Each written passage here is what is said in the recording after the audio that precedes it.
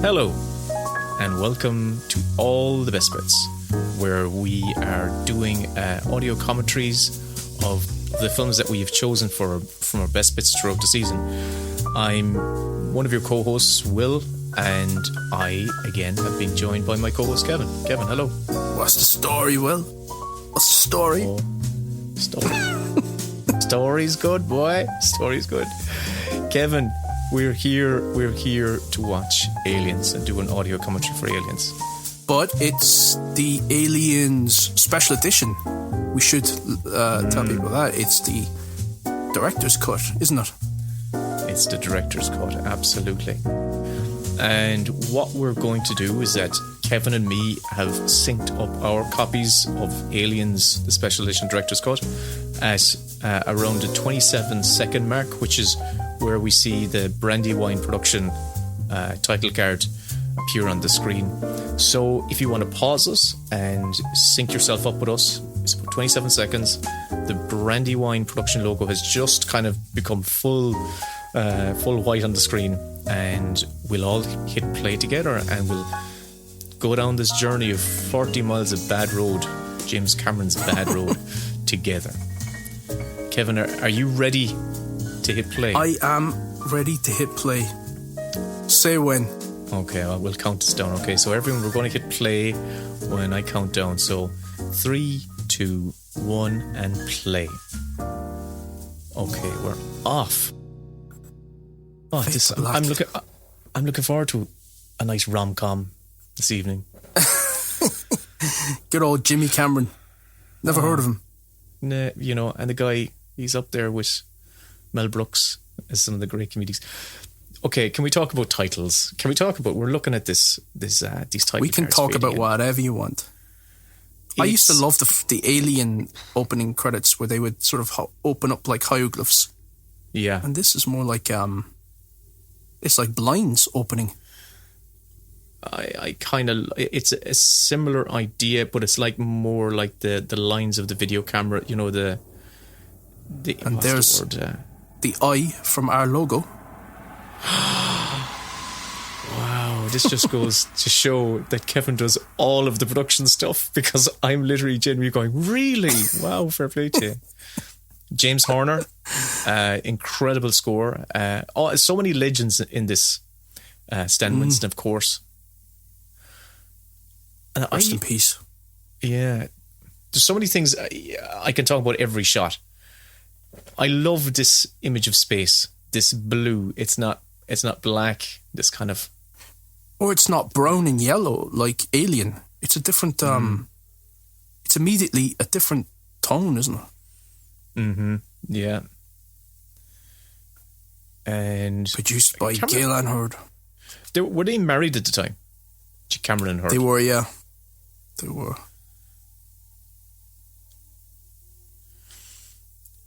See, I think most people that will be listening to this commentary will know everything that we know. So, so I was thinking that I would just start throwing out fake facts. Oh, Kevin. And it's based on a true story. Really? That's amazing. Yeah. I kind of love the way, I'm just talking about stuff I love about this, because everything I love the way the ice particles glisten, and there's so much about this that I kind of love every shot of this film, from the miniature work. We see the ship in. Can I ask you, Kevin, let's get personal on this. Do you remember the first time you saw Aliens, or how did you experience it? I did. It was the first one of the whole franchise I saw. I saw Aliens before Alien, and it worked. It just worked as sort of like as a great action movie, a great story of someone who had survived something that I was unaware of, was heading back to settle the score. As I saw it, as like a 12-year-old, I think I was. I didn't miss the original. I didn't feel like I was at a loss. So it's one of those sequels that, even though it's a direct continuation, it still works as a standalone film. Mm-hmm. My first experience of this was I'm going to rename another kind of recurring character from someone I've mentioned in the podcast, and it was my neighbour Shirley Crimmin.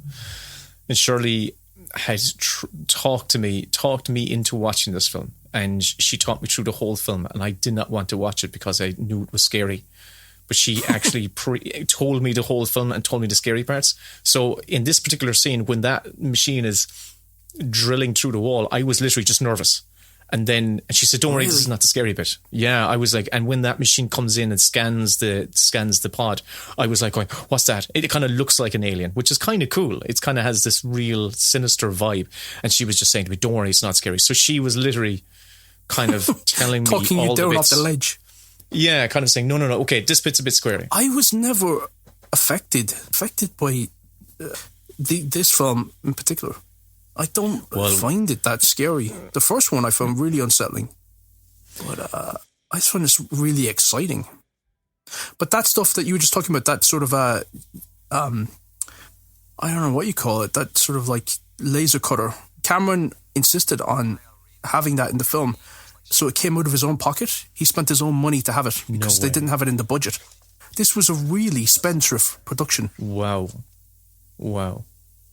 There's a beautiful match cut right there. That's a nice dissolve. Mm-hmm. Absolutely lovely. You wonder how much of this was in the script and how much is in the editor. This was edited by a guy. Well, go on.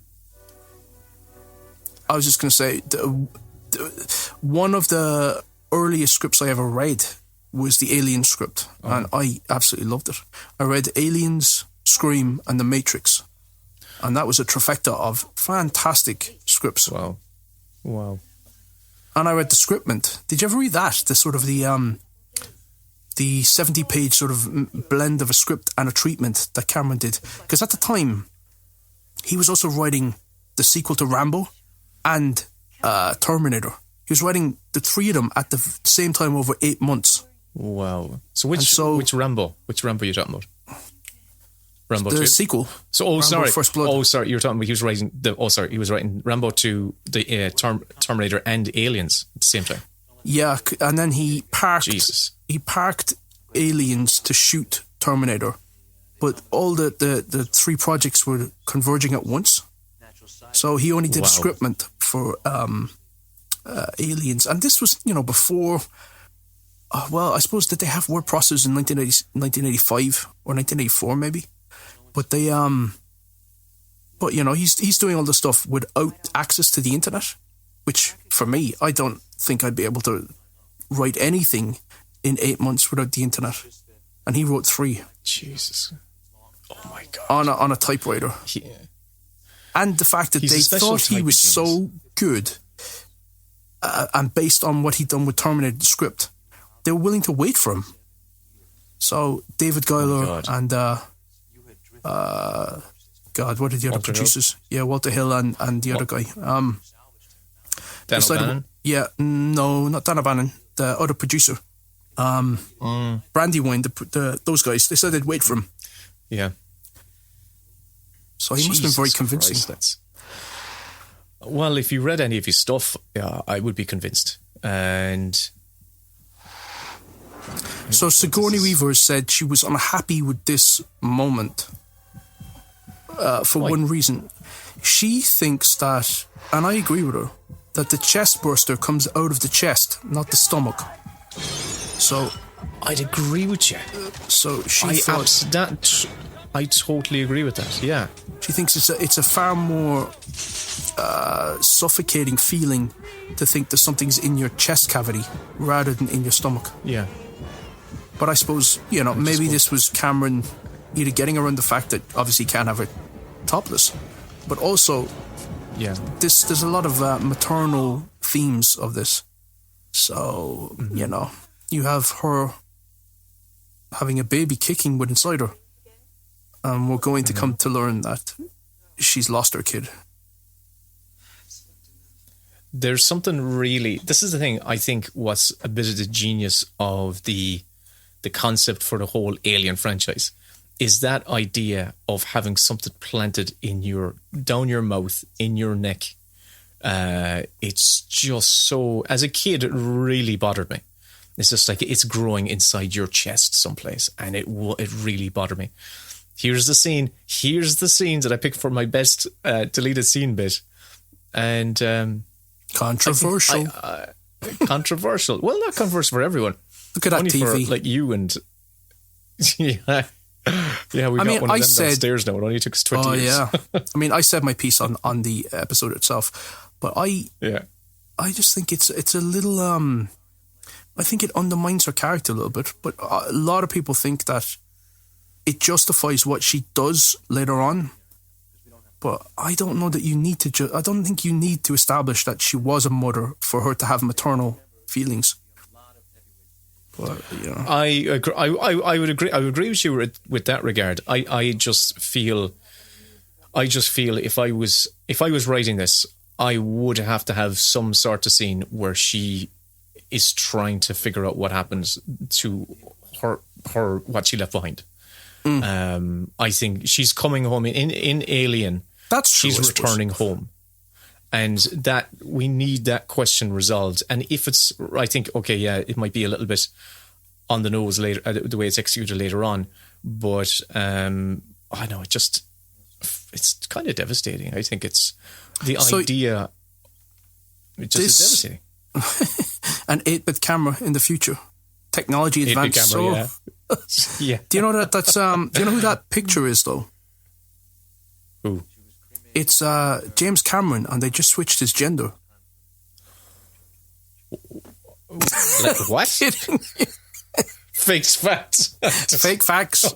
Fuck you. Fake facts. Everybody knows that's actually her mother. That's her mother in real life. I didn't know this. Playing her daughter. Well, everyone knows except me, so obviously there's someone else out there who didn't know that. Fair weather fan. Wow, but fair weather fan. Sigourney, when she was nominated for an Oscar. Oh, facts. Hold on, Paul. I'm going to pause you. I got some facts. Wait for it. So, see in the background there, before you get to this, right? Yeah. In the background, we have the crew of the Nostromo, isn't it? Mm-hmm. And their little kind of profile is being run up. We're going to get to the only other female crew member in a moment, right? And I know where you're going. A bit of trivia. I only discovered this last year. And it states in that I think I might have told you. Text up there. No, I found it on. I think I might have told you because I definitely found not. It on. Yeah, but it's basically the other. What's her name? Oh, the other Lambert, crew member from Alien. Lambert. It states that Lambert has had a gender change in the past. So Lambert was originally has changed gender and is a female crew member now. Yeah, was a trans. But is that canon? Because that is the art department adding stuff in. I don't know that Cameron wrote that, and I definitely know that Veronica Cartwright had no idea that her character was going to be retconned as transgender. I mean, it's cool. It certainly plays into the future. There's a few things, though, that they do in this which I don't like. Like Cameron talking about, is it Octorian Poontang? Suggesting that there are, like, other aliens out there. That feels a bit too Star Wars for me. I always assumed that was, like, referring to another colony of humans. That's what I always used to assume. Because the way that he describes their anatomy, it's like it doesn't matter with those guys. It seems like they have multiple vaginas. Okay.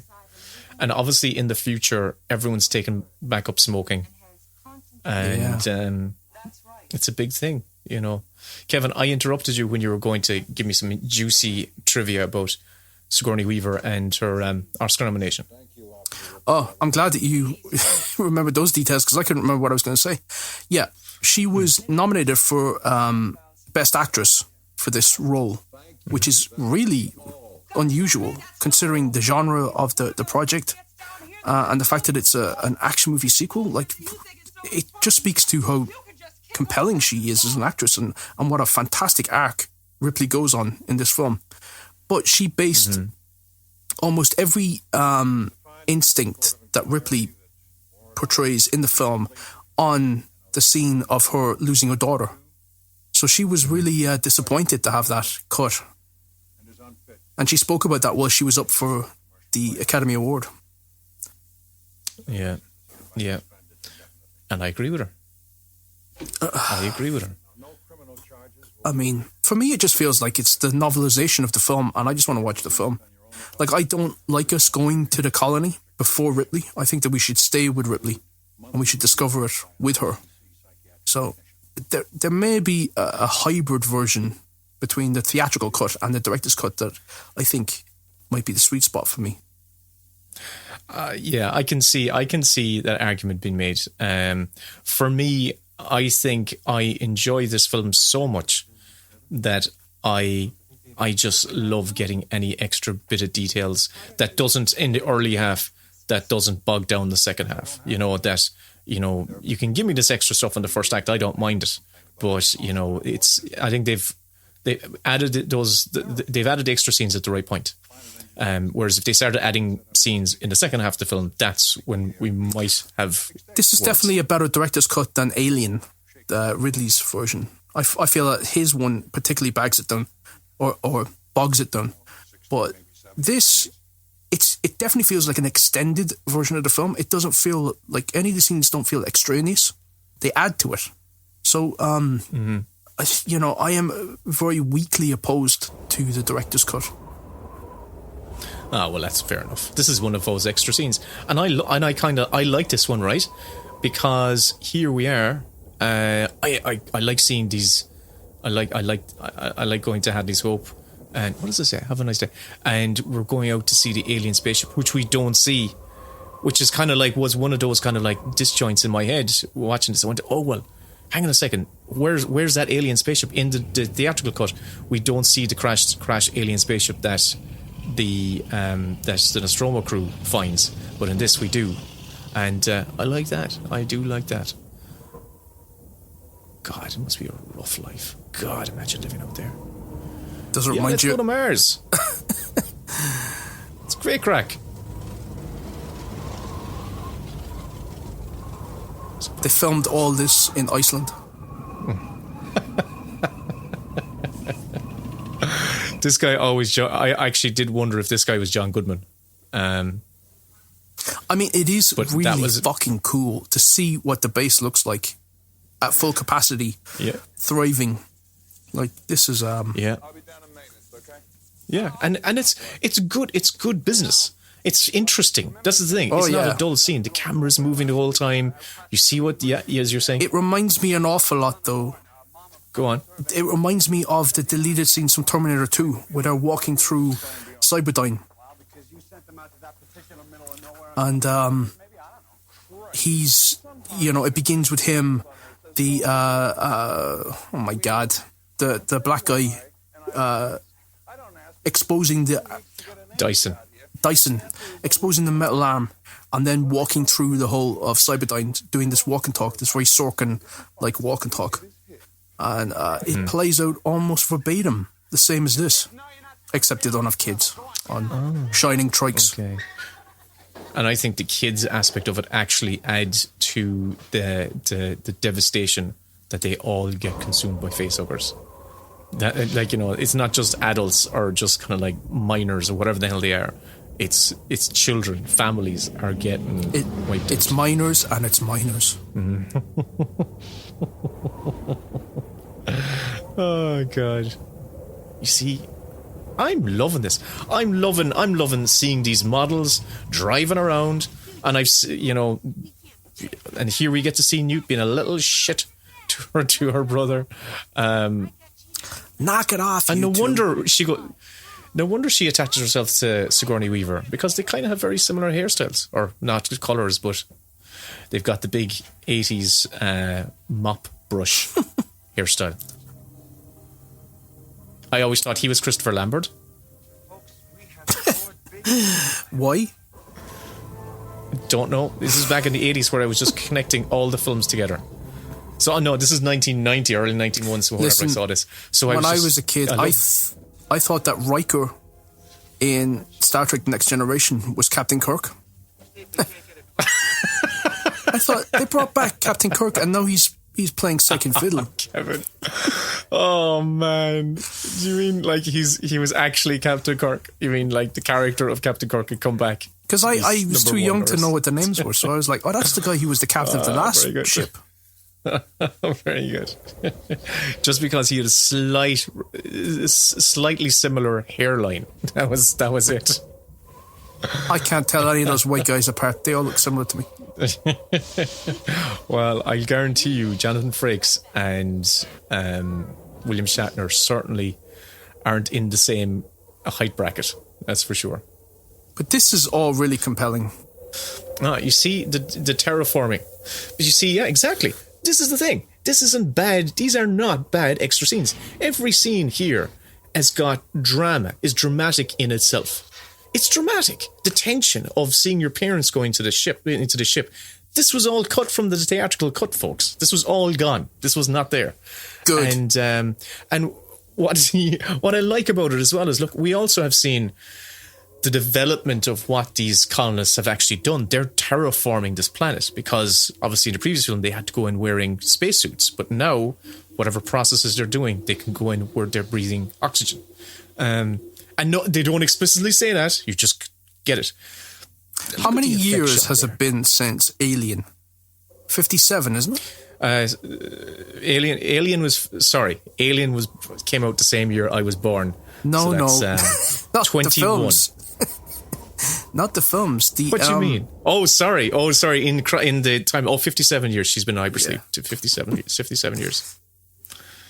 I was there going, what do you mean? They've been gone a long time. I mean, fair play to her. She is... she'll always be Newt. She's not the best child actress, though. Now, this is a terrifying... Look at this. Again, now the economy of what's being said right here. And the terror of that thing seen around your father's throat, and it tightens. Kevin! And no, what we would have gotten in the theatrical cut is we're cutting to Sigourney Weaver, like, about to burn her fingers because she's not tipping ash. It's better.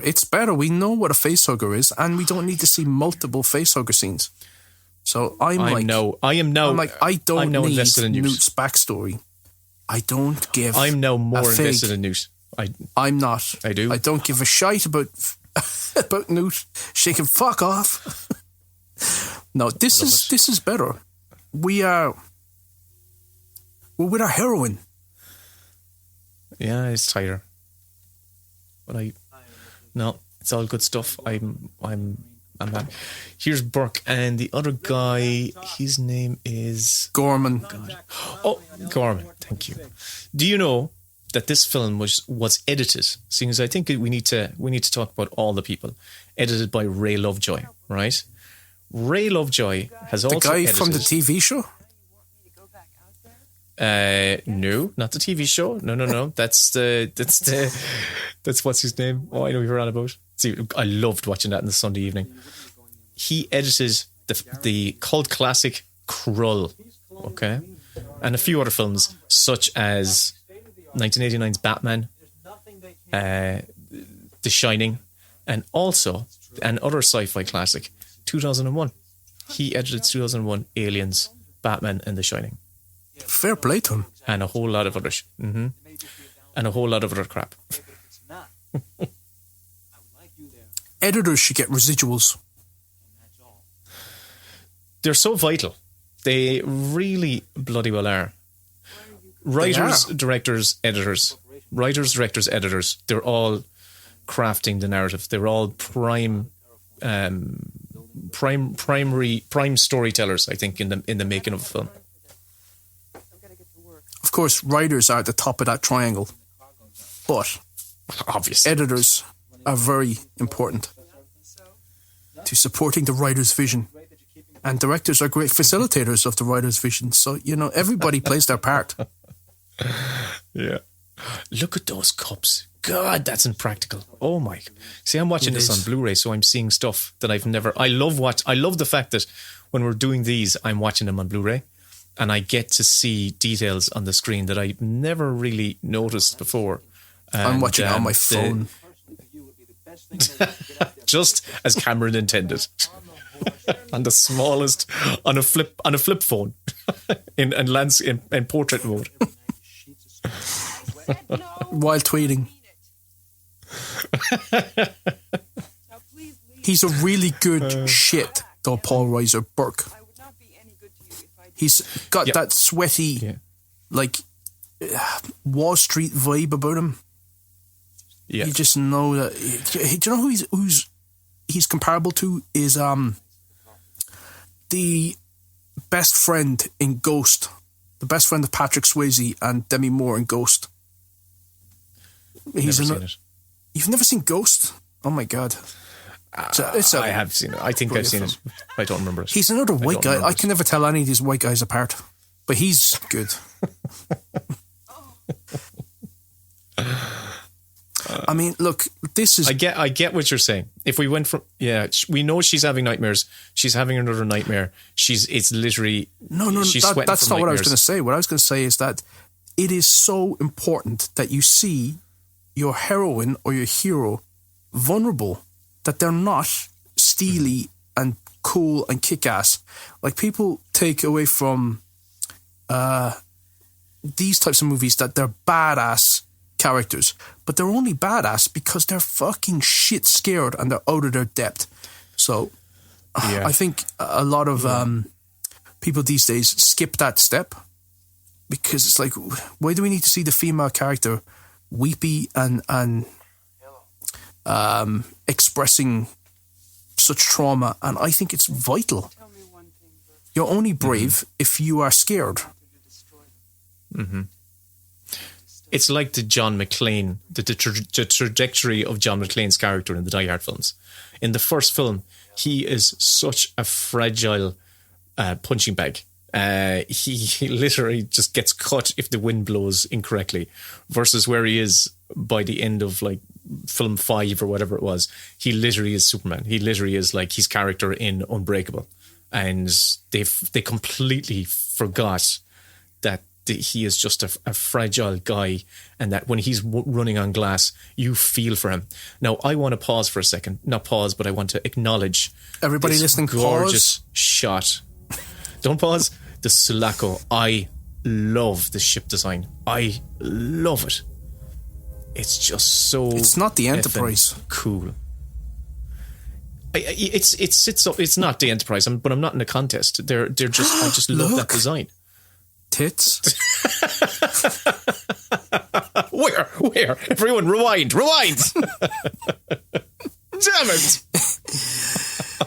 And when do we do research? Now we're getting. Do you know who that nude person on that poster was? It was James Cameron, and they just digitally gender flipped him.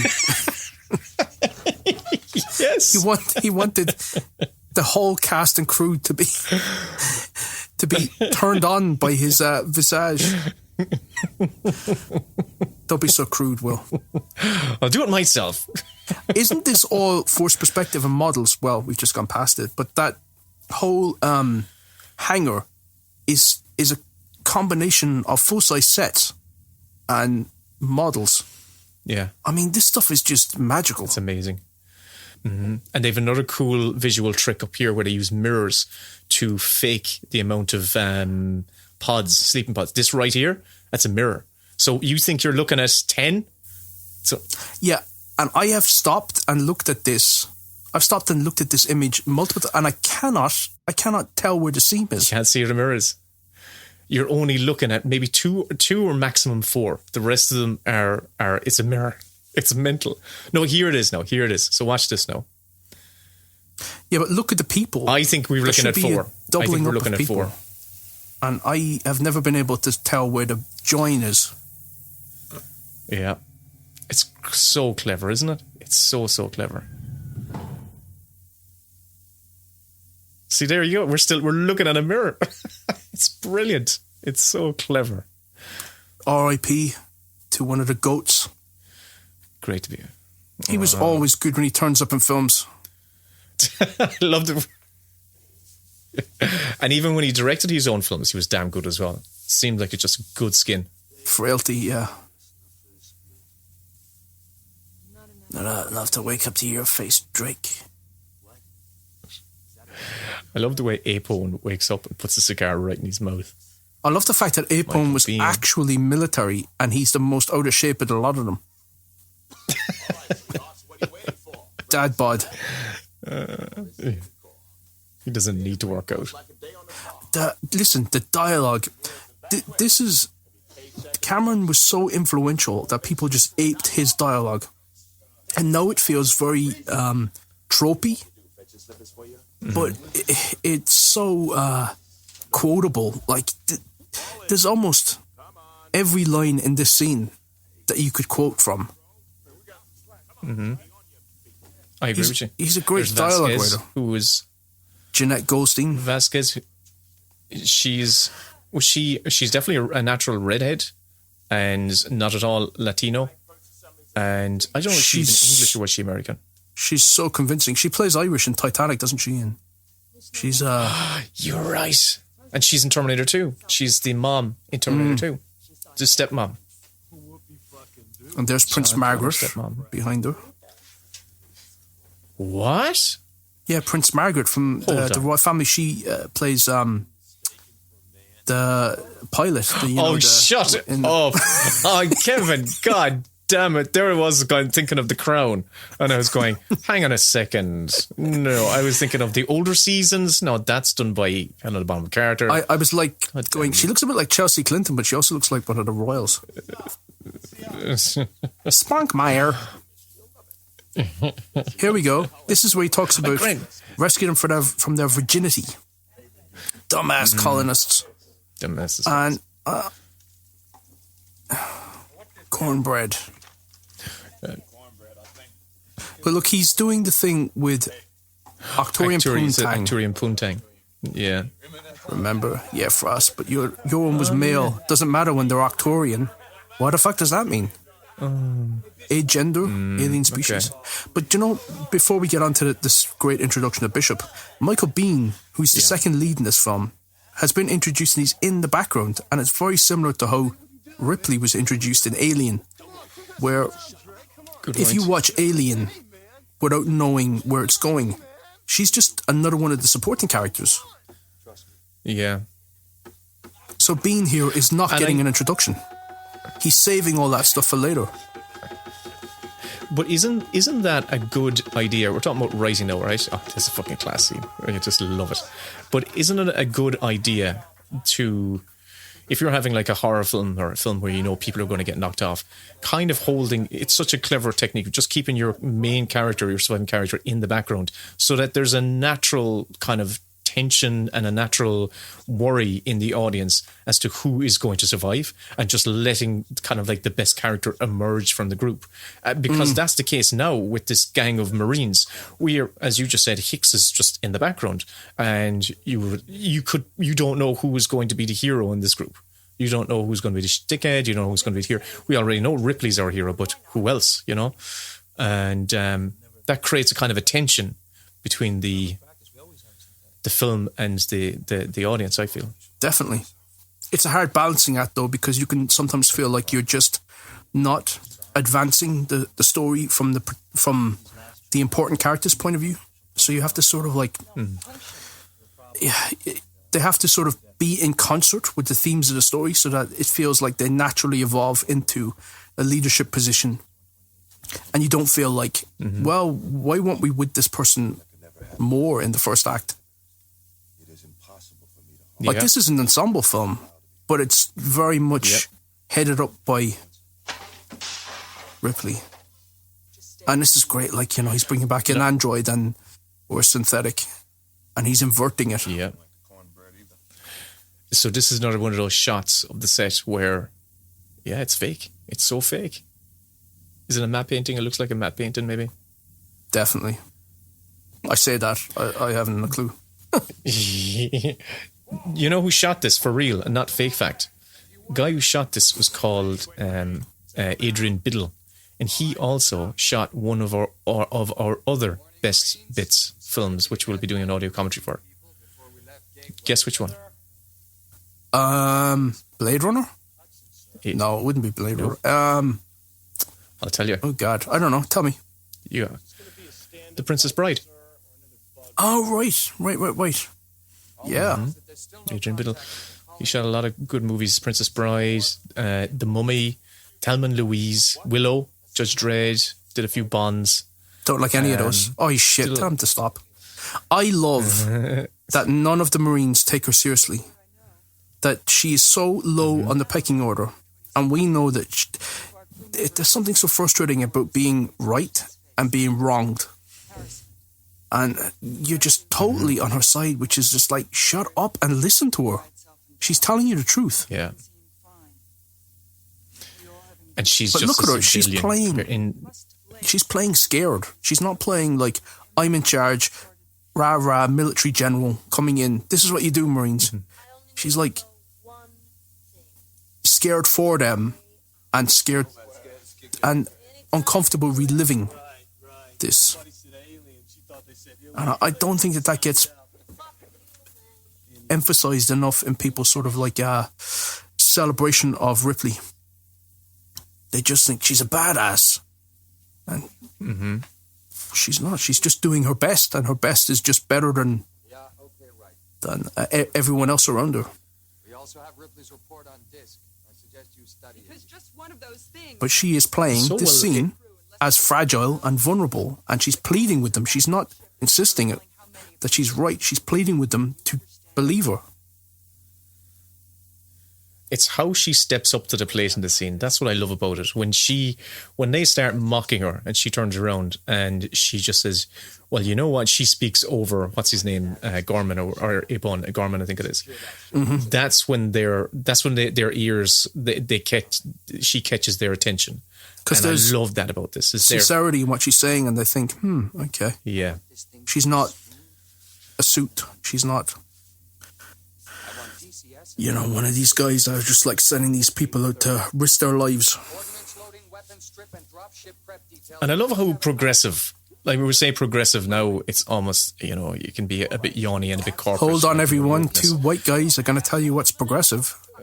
No, but what I'm saying is, this came out in 1986. They're probably shooting in 1985. I love how the female characters don't wear bras. It's so progressive. It's so good. But he has 3 female characters here, and there's no kind of like... And 19 men. And 19... But the fact is, in the era of them... But in the era of macho, muscly men where everyone... Like, you look at any of... is the height of the wilting kind of like damsel in distress with being saved by a oiled up, muscle-bound hero. And here you have Cameron just incorporating strong... It's not strong, like realistic female characters. They're strong, because Marines are strong, but Ripley's... Look at that bloody loader. Isn't that so cool looking? Gadoosh. This is like great exposition hidden as a character detail. So I watched this and I did not know that this was set up, because we're all sort of like, and as screenwriters, we also sort of depend on an audience's shorthand, knowing that if something is emphasized, there's a reason for it. It's like Chekhov's gun. But this was so, stealthily hidden that you just felt like that this is Ripley saying, I'm not a fifth wheel. I can do shit. Put me to work. Mm-hmm. And us seeing what she's capable of, not knowing at all that this was all set up for the end battle. It's a big gamble, this idea. It's a big gamble. Like, if this could, I think on paper, but they executed. The stop motion is obviously stop motion in the background. Yeah, I mean, as you're saying that, I'm just thinking... The whole film would fall apart. Yeah, but as you're saying, just think about that idea.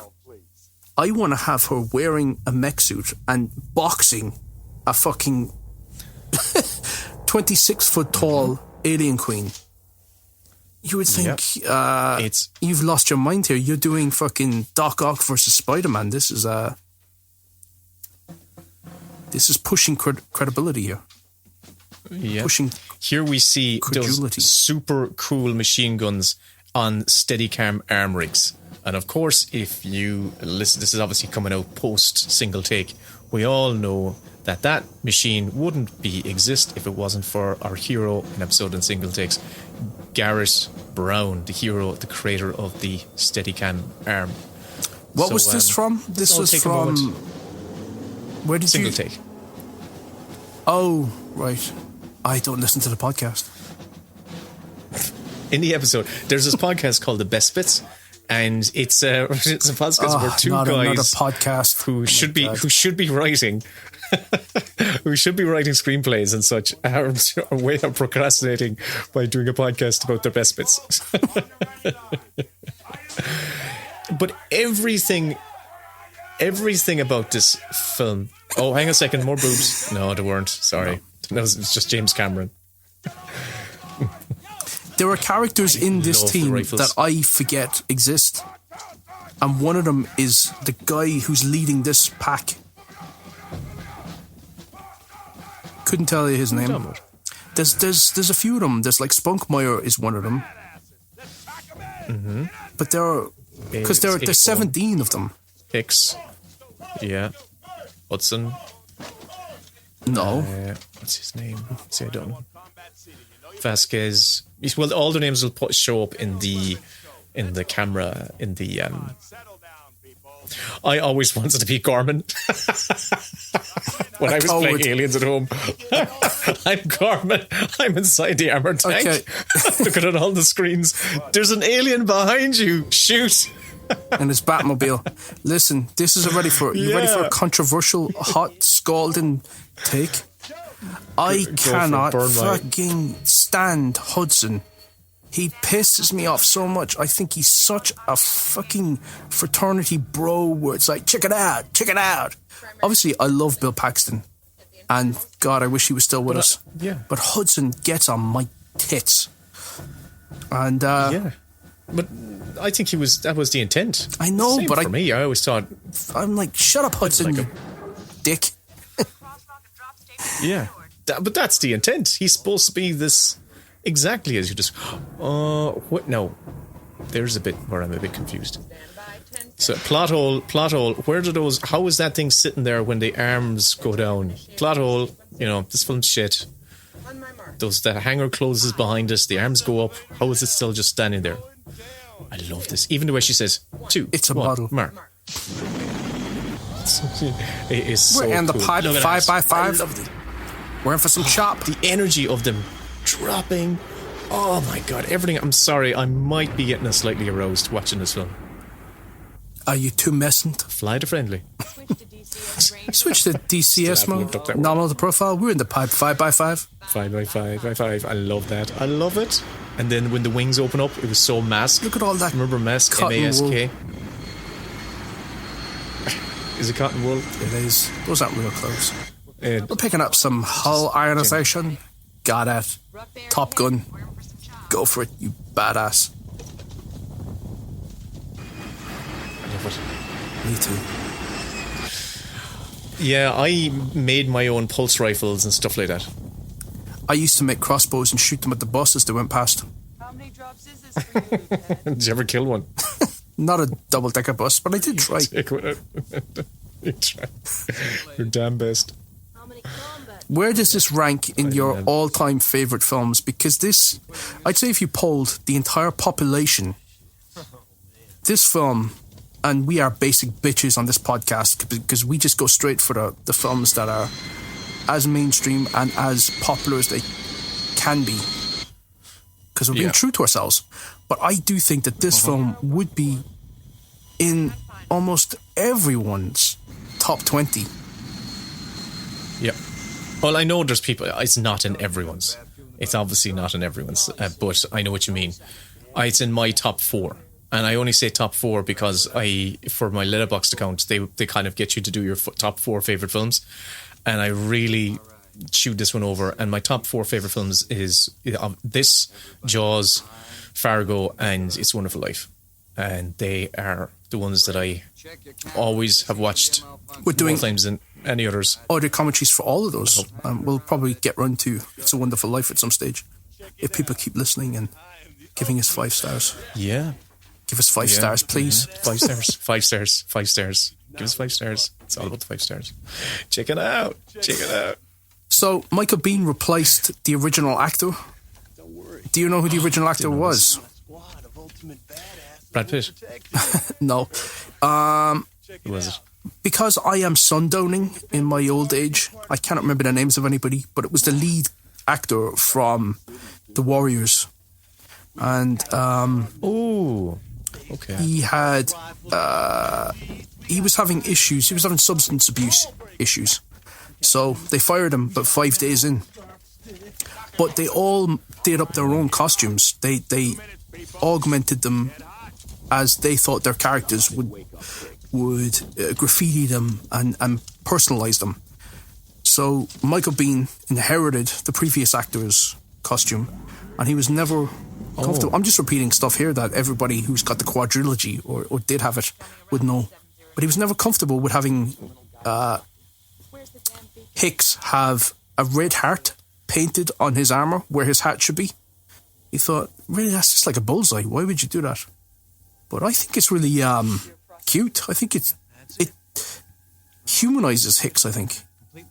It makes him a bit more of a romantic.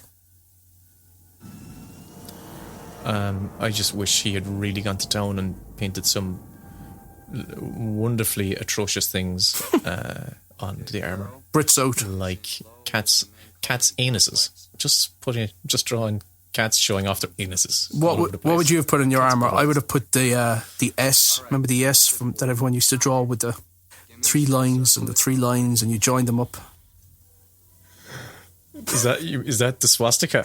No, it's not swastika. Holy shit. The S, what was that S called? The 80s S that everyone would do. I've no idea what you're talking about. The 80s S. People at home listening to this, you know what I'm talking about. You draw it on your copybook. You do 3 lines, and then you do 3 lines below that, and then you would do a triangle on the top and a triangle on the bottom, and you do a diagonal line joining the first and I can't fuck it. You know what I'm talking about. Google it. The S, copybook 80s S. I want to go back to Aliens because I just fucking had it. I shat my pants again watching that touchdown and the movement and the editing of this. Oh my god, Adam, what was his name again? Was it Ray Lovejoy? The editor, Ray Lovejoy. Obviously James Cameron, but like the rhythm of all this, the energy of them getting right in front of it. Oh my god, it's cool shit. And everyone has just replicated it. Everyone has tried to mimic the pace and energy of this military operation. They feel convincing. This feels like a well-oiled outfit who can be thrown into the toughest situations and come out on top. And they look like they're playing Quasar. I still would want to be. I still would want to be with Gorman inside in his Batmobile. Yeah, which I think is cool as shit. I think it seems like they had Ron Cobb for this as well. They had Ron Cobb doing a lot of the industrial design work. He worked on Alien. I mean, they're top of the line Marines. Wouldn't they have an umbrella? Marine, get your umbrellas.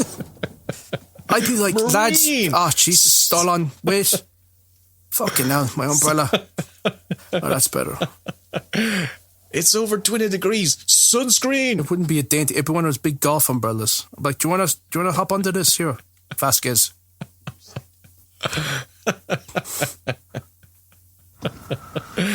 Oh God. Now, don't you think, honestly, as good as the other scenes are of the functioning base, there'd be so much more eerie and intriguing if you were discovering this for the first time with these guys? I agree with you because I did discover for the first time. So I'm glad I saw it that way. Yeah, I thought. But now I love it the other way because I already know where they're going to. But I concede and agree with you that for a first time viewing, I think it's better to go in not knowing what you're in for. Then we're agreed. But on a second viewing, watch the director's cut. So on the first viewing, watch the theatrical cut. On the second viewing, watch the director's cut. That's what I would say. See, I would say definitely watch the director's cut at some stage but then never watch it ever again. You don't need to see any of that stuff. Oh, you do. You don't. It's just get on with it. It's April. Oh, I love watching this on Blu-ray. I've already said that, but just the colours are so... I'm seeing this... Because I've never seen this on the big screen. I've never seen this. So the best resolution I've ever seen it is the format I'm watching it right now. Have you seen this on the big screen? Yeah, I've seen Alien and Aliens on the big screen.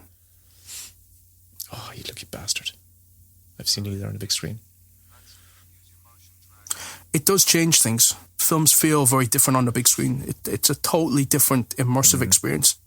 And not to repeat myself, but some films improve and some films feel exposed. They're sort of like the pacing is much more apparent, and you sort of like you can get a bit of whiplash with a lot of 80s films that are on the big screen. It's like, whoa, Jesus, that's an odd tonal change. And then other ones just feel, wow, this is like clockwork precision. This is such a great film. Like, apart from, let's say, the CRT monitors and the low-resolution photographs and stuff like that, very little about this film has aged poorly. Like, the production design... Ripley's sneakers. Hairstyle? No, her high-tech runners with the the tongue pump. The Reebok, aren't they? That. Yeah, her bright red and white Reebok runners. Oh, you should see them. Looks like she's going to play basketball. Which she does in Alien Resurrection, of course. So. Oh, yeah. My God, that film is terrible. I haven't watched it in a long time. And I don't want any 19-year-olds coming out and saying, oh, I love that film. It's my favourite of a lot of them. Because you're lying and you're wrong. Alien Resurrection is atrocious. And Alien 3 is actually better than you think. Hot takes. Yeah, that is one that I'm going to go back and watch. I'm going to go back and watch that alternative cut, not the director's cut, the alternative cut. See, I don't like the alternative cut of Alien 3 either. I think the theatrical cut is better. I don't really, but I don't like the Bambi burster or whatever the fuck. It bursts out of does it burst out of an ox, I think? Yeah, it's an ox, yeah. Yeah, like and like why make that decision? I know we're talking about a different film, but like it makes shag all difference like to the film. Here we go. I love this cut here. Like there are moments where we cut from the effect of cutting from the video screen to the real world, the film camera stuff. It's so effective. Like, you know, it really heightens that sense of, and the music, the way the music, James Horner's score just emphasizes the I suppose the gravity and fucking terrible beauty of this as well. First team, head for operations. This is where she's starting to feel a bit aggrieved. Meet me at the south lock. We're coming in.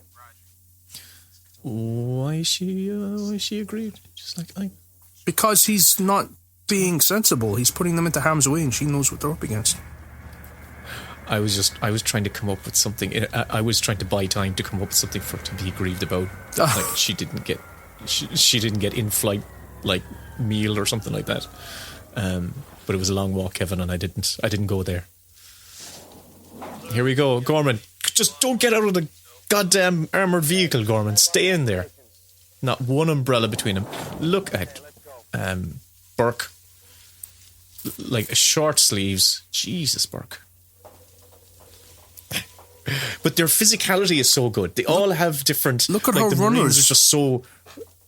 Okay, what about her runners? Yeah, the film's broken. If her runners are dated. Oh, I see that heart on Hicks. The last time I saw this, it was on TV, and it was in high definition. And I was disgusted, because I could see the plastic model stuff that had been glued onto the 2x4 sets, and the glycerin that was on their skin, and the pores, and everything just felt exposed by Cameron degraining it. And I was like, I don't like this. I think it now looks like a sci-fi movie that was made in the mid-80s in England. Oh, dude, what I'm watching, the version I'm watching, the texture is lovely. The colour balance is really, it's a beautiful transfer I'm looking at right now. It's not as teal and orange. So, yeah, my copy is not. But the one that I saw on TV was very much like that, and I hated it. Oh, that's horrible when that happens. I feel something like that happened for me with True Lies as well, where whatever version I saw on TV, it just really just didn't look great. So I'd love to see a proper transfer of that someday again. It's coming soon. Mm-hmm. The Blu-ray? I think so, because I saw the HD version on TV and it looks fantastic. Okay. It's only ever been DVD quality. Yeah, I'm never happy with the DVD. We should talk about Aliens. Oh, yeah, of course. So for those at home who cannot see what we're looking at and aren't watching the film with us, they've just gone into the med lab and they're seeing all of the facehuggers in the formaldehyde jars. So the Marines have secured the base as far as they're concerned. There's a lovely little scare coming up here. Do you know what? This film has got the right little jump scares happening to the right people. So, like, Burke is going to get close to one of these facehuggers. And I love the articulation. It reveals something we've never seen about this. Do you know how they did this? We've never... Tell me, as I don't know. This was Cameron. There we go. Oh, it's penis. Cameron. Cameron's Willy. He did, yeah. He sort of like smushed himself up against the glass and wriggled. Oh God, look at it. It's disgusting. Oh God. And the first time watching in such high definition. It's 100% true. He said, so he just pushed his penis through that facehugger model. He can really rotate that penis. He said, I just got off the phone from Giger and I've got a great idea. We're sorted. Roll it. I think it's obviously turned into a party trick for Cameron now, where he can just shove his penis through a facehugger model and have it sing like, hello, who's your daddy? Oh God.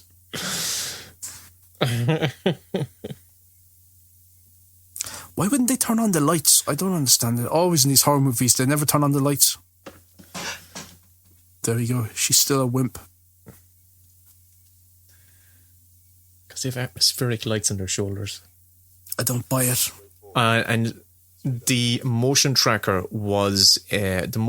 and these weapons were a staple of my childhood play games with myself. I even went to the point where I would alter guns that I had. I would saw bits of them off just to try and... I would tape plastic pipes to the under barrel, and I at times have taped two guns side by side, the same way Ripley has taped the flamethrower and the pulse rifle side by side. And imagined I had a little motion tracker. So that was my childhood, pretty much, in the countryside in Northwest Cork. And the only thing I was tracking were cows, cats, and dogs. That was it. That's cool to me. I was running around with a towel pinned to the back of my t-shirt. What were you pretending to be? Superman. Oh my God. I was the coolest kid. Here we go. There we go. Now, if we didn't have that earlier introduction to this little child, we might be under the impression that she's a feral child. She was born in the innards of this building. So what we've happened is they've come across Newt for the first time, who's running, around. And but this is better, I think. It's a better introduction. Look at Kevin. Honestly, Kevin, I'm not going to argue, because honestly, I do think you're making a completely valid point, and I think the compromise we have is to anyone, and everyone's seen this. People should watch the theatrical version first, and watch the director's cut immediately afterwards. Just go straight in there and watch it again, because you'll want to watch it again. She just said, "Grab her," and that reminds me of Grabbers. Grabbers. And in, you're such a sad. And in Grabbers, I do a shout out to Aliens, where Lisa says, "Get away from him, you cunt." Oh, Jesus Christ. True story, that. Actually happened. I can't believe that happened, but it did happen. I wrote a movie once. I have never heard about it, Kevin. Well, fuck it. I haven't got much else to talk about. I can't be here saying, like, my latest that's nominated for an Oscar. My latest. We lost another Oscar. It's gonna be okay. That's all it takes. Put the child in a chokehold and they'll relax.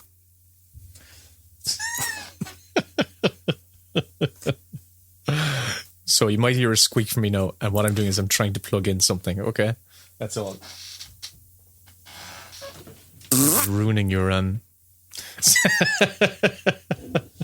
ruining everyone's chill vibe. Rebecca. Why did she get the name Newt?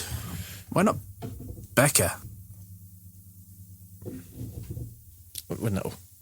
Did you never have a nickname growing up? No, it was just Leanne.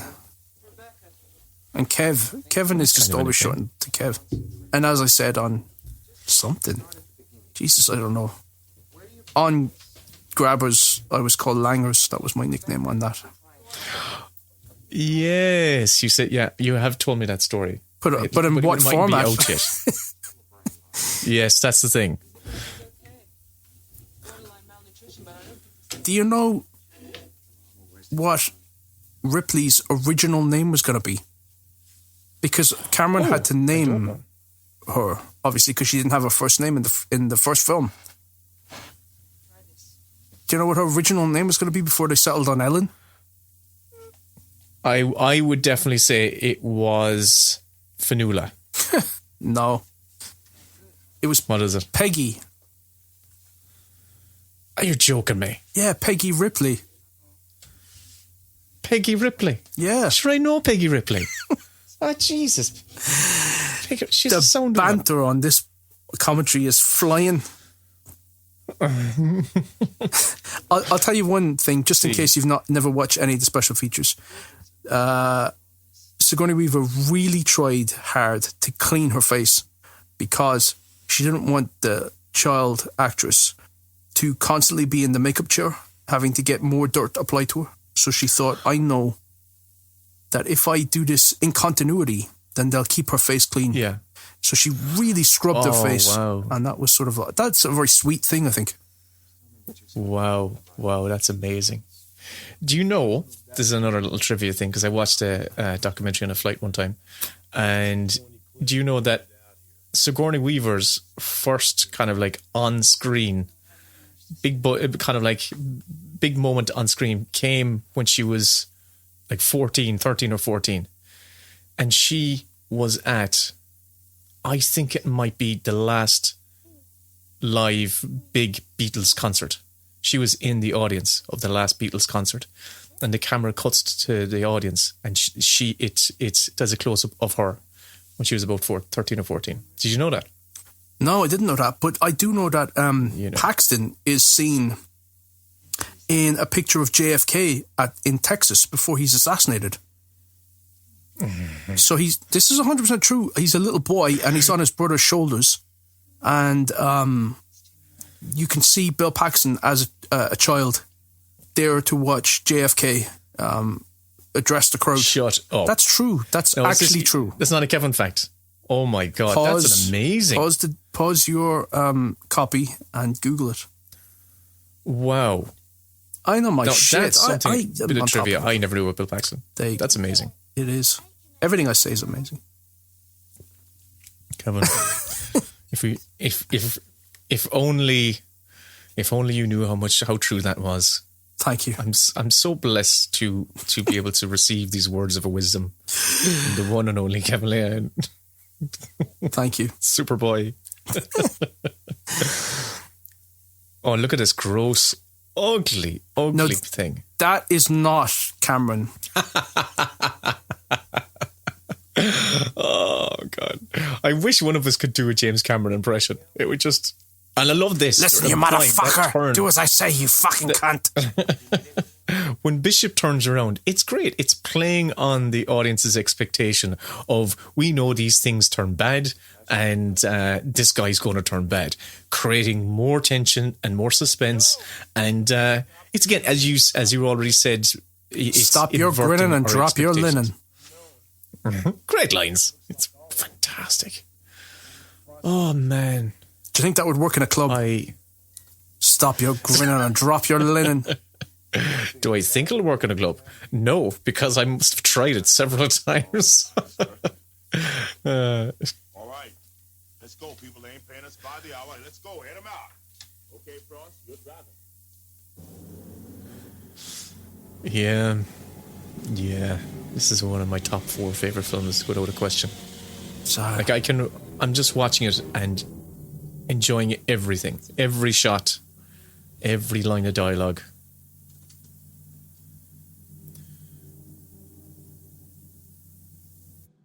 They are going under that arch, and I am so looking forward to this next action scene.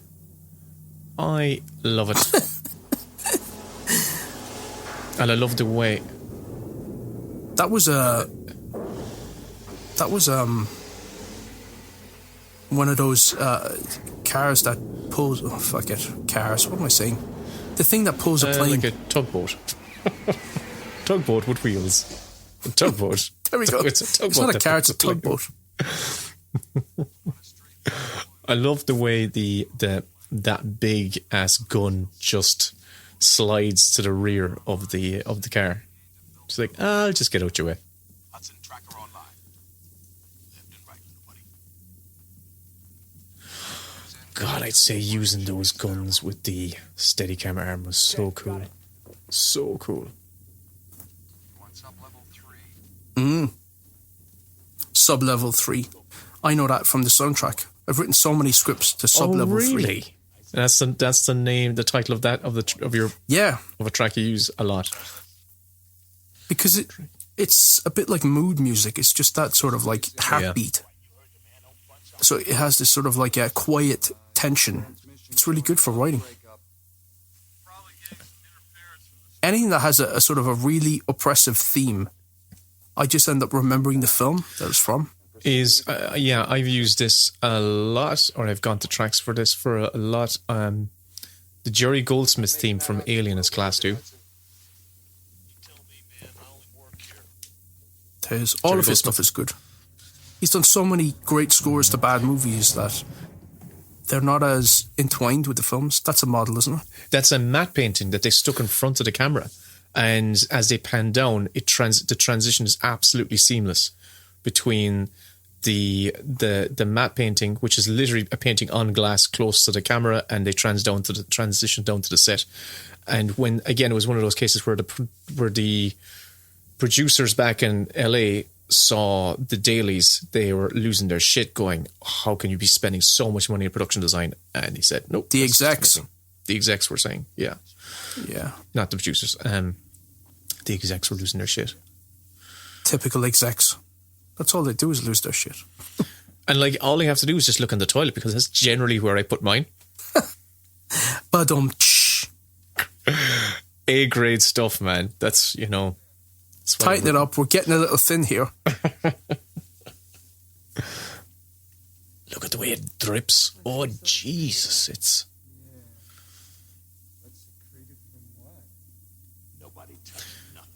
And again, the score does so much for this one. Like, no, behind the curtains, I'm watching this with silent. But I remember the score beats. I remember the music that's used here. And again... Giving away the tricks of the trade again. But I'm listening to this full blast. Is that your neighbours banging on the door? What? Shut up. Turn fucking aliens off, you dickhead. What? Oh, okay. I referenced this in Chase Scenes. Which sequence? This whole scene? Yeah, where Ripley... Well, I'm getting ahead of myself, but where Ripley takes charge of the what would you call this? The tugboat. The armored tugboat, yeah. The bat boat. This is gas. Like we've done so much, so many episodes, and when I say so many episodes, like I'm only 16, 17 or 18, which isn't that many, but I literally don't remember any of them. Too many. I don't remember any of the information that came out in them. So I don't remember you referencing this. Yeah, chase scenes. I said that Cameron has done chase scenes. He did it in Aliens. Diddly dun dun dun dun. Oh, okay. He did it in Terminator 2. I was talking about there being three different types of chase scenes. There's the pursuit, there's the getaway, and the one that I went for was the rescue. And Cameron's done the rescue 3 times. He does it in this, he does it in Terminator 2, and he does it in True Lies. Yeah, that was the episode when I heard that. I remember thinking, I can't keep up to Kevin. This is too good. This is just too good. I love this back moment. when we had half-hour episodes. Yeah. Thanks. Well, there were not many more thanks to me. I love the way Hicks comes in. He's so cool. He's just going, yeah, I'll give him my pulse rifles, but I got my shotgun. And if he's the one that you feel the most secure with. Always.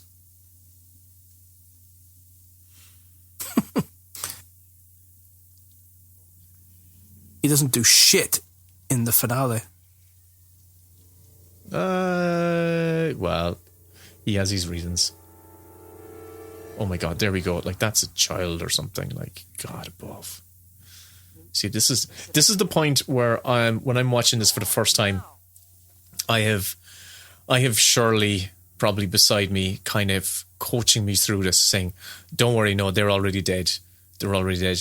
You'd better kind of hide soon. Okay, just no, they're okay. No one's going to scare you, but something's going to happen soon." And so I'm literally not watching this. I pretty much. Meanwhile, I'm kneeling in front of the TV, my face about 6 inches from it, going like, amazing.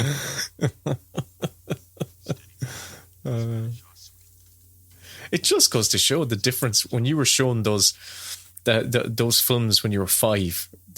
How much it changed your tolerance level, or kind of like raise your tolerance. It level made me into a little psychopath. But I'm actually very vanilla in terms of, like, I only like good horror films. I'm not one of these people that likes all schlock. And I know that I don't feel a part of the horror community for the simple reason that those guys love everything. They'll be like getting their rocks off to like Puppet Master 6. And I'm like, I just don't have the interest to watch that stuff. It's just fair play to those people for making it, but it doesn't appeal to me. I only like the good stuff. But then the good stuff becomes mainstream. And thus, when you like mainstream stuff, it's like, it feels a bit vanilla. First proper chest burster, and it's coming out of the chest. Yeah. This was me not watching it. It's so horrific. And I love the cross-cutting too. And he has little arms. And he sounds better than he actually looks better than the little baby alien in the first one, that's for sure. He doesn't look like a dildo. I always thought he looked terrible, the very first. Hello, my baby. Hello, my darling. Like, imagine James Cameron's penis. They actually threw flames. Hang on, let me just picture that. Okay, go on. They flamethrowered James Cameron's penis. He thrust his penis out. Oh, look, that's such a cool moment. Let's not kink shame. Oh my God, I'm sorry, but when those aliens start to move on the fucking walls, it is brilliant. Like, Jesus. Do you notice that I don't have the dome across the head? You see, I can't see them at this angle. Do they not come? Is there? So there's a change in their design from the first to the second. Yeah, he got rid of the dome. So in all the other Aliens films, they have that very smooth head. But in this, they're quite insectoid. It's more armoured. Oh, actually. But the aliens keep changing in all the films. Like, in the first one, they have 6 fingers, and in this, they're 3, I think. And the fourth one, they can spit, and the third one, they can run on ceilings. And this is the moment here when, oh, look at this. oh my God. Oh my God. It's such a... when the wall, which, like, honestly, I was watching that and couldn't see the alien it's Dietrich. until it started to move. You got it wrong. Dietrich, Sorry, yeah. Dietrich. It's gonna blow. Come on, get out of there. This scene... That guy? Who's that guy? That was Hicks. No, it's Crow. Oh, that's Crow. Okay, sorry. Hicks was pulling. Crow played a great Frost. Crow's gone. Dietrich, Frost. But the... Do something. Do something. I'm watching that there now. I knew that alien was going to come out of the wall, but I couldn't see the alien until it started to move. That's bloody fantastic stuff. Gorman, do something. That's how I would play Ripley. Oh my God, Jesus. Look at this. Jesus. The sweat. I'm watching, so I've never seen Gorman's beads of sweat in any version the way I see them right now. I literally can see the particles, molecules of salt in his in the sweat. That's some fucking Blu-ray. Yeah, it's great. Hang on, let me turn my phone sideways. You see it now? Poor Gorman, so he's dead.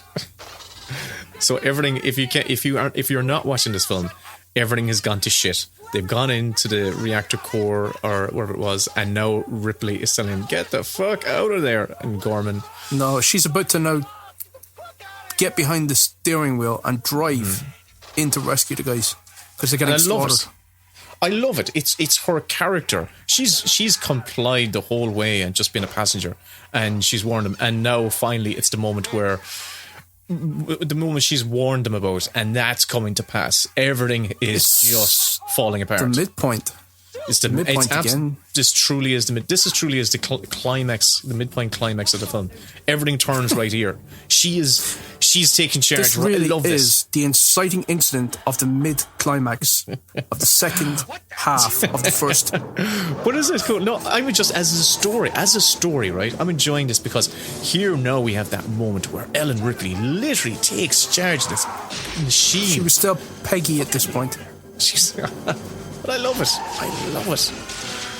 I watched a reaction video of I love watching like baby millennials and Generation Z kids watching all these old movies when they've not seen them before, and they get so caught up in it. But I do remember one of them sort of going like, "Ellen? Her name's Ellen? That's not very cool."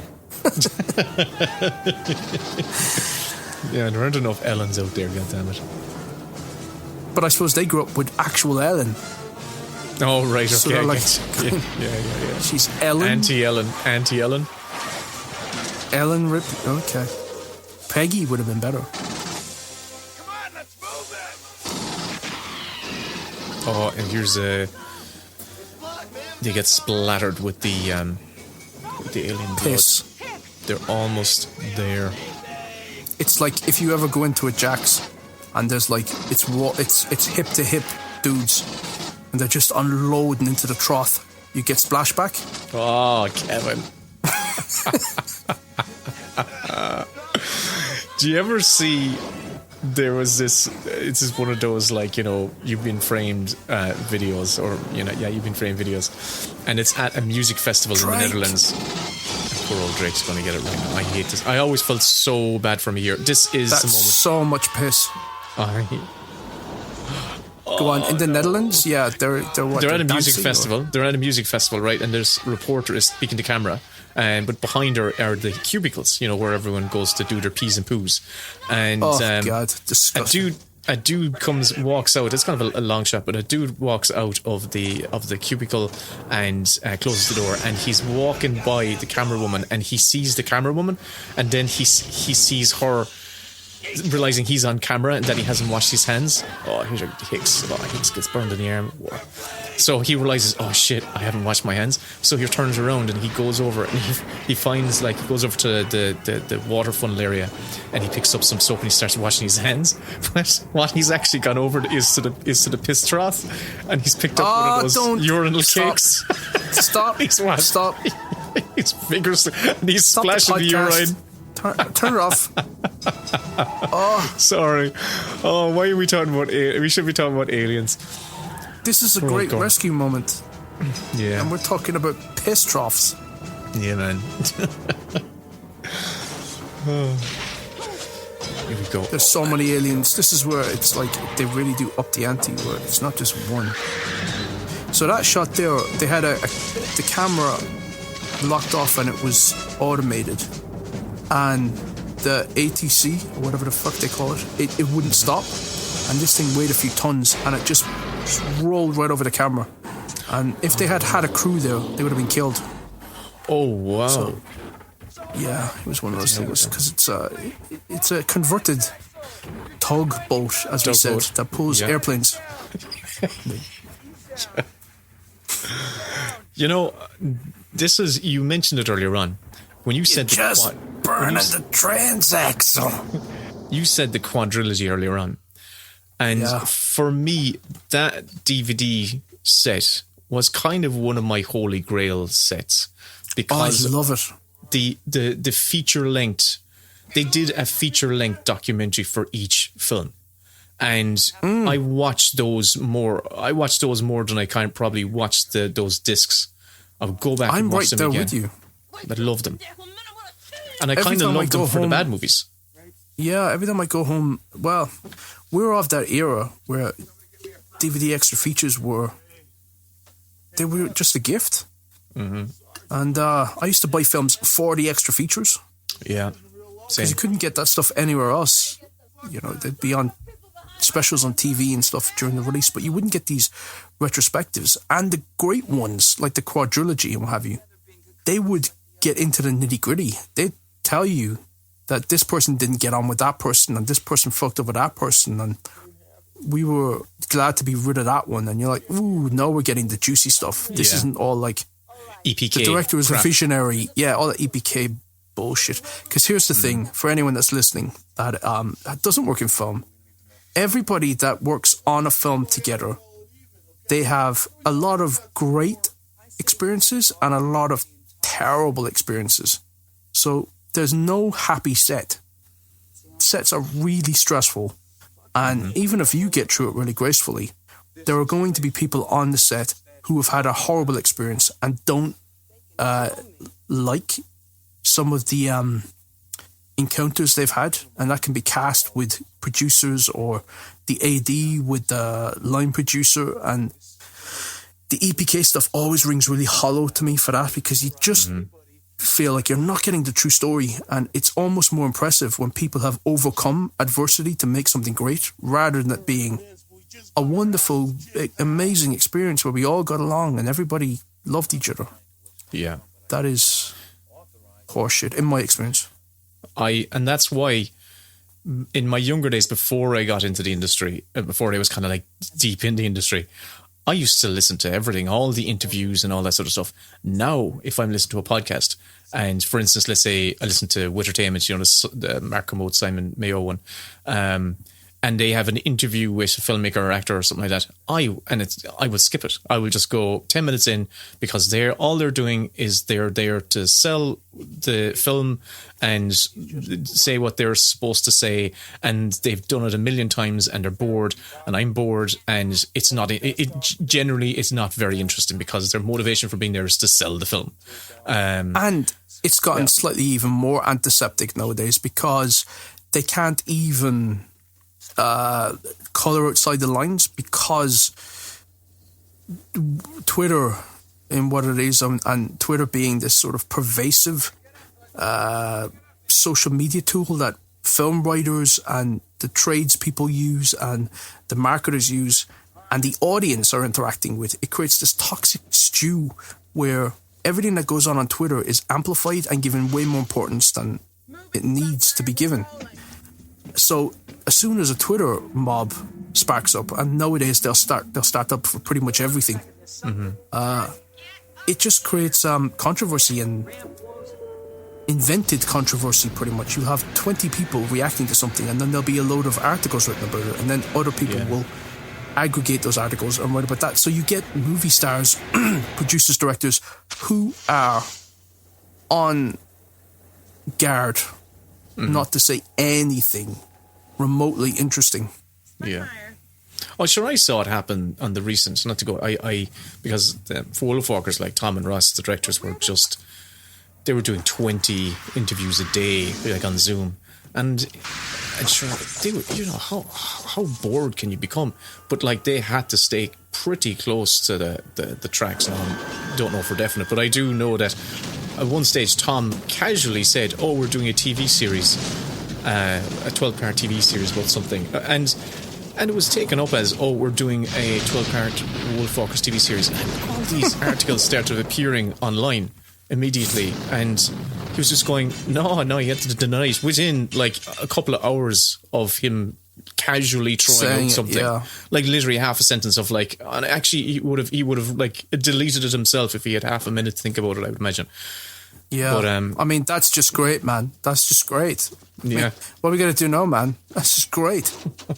We should talk about that really cool moment in Aliens that's just happened when they called in the goddamn the helicopter, not helicopter, but the tugboat.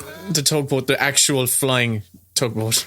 And it crashed, and it's such a class crash. But look at the stakes. They've been pushed into the corner. This is where I want to say to Newt, oh, don't be such a drama queen. They mostly come at night. Mostly.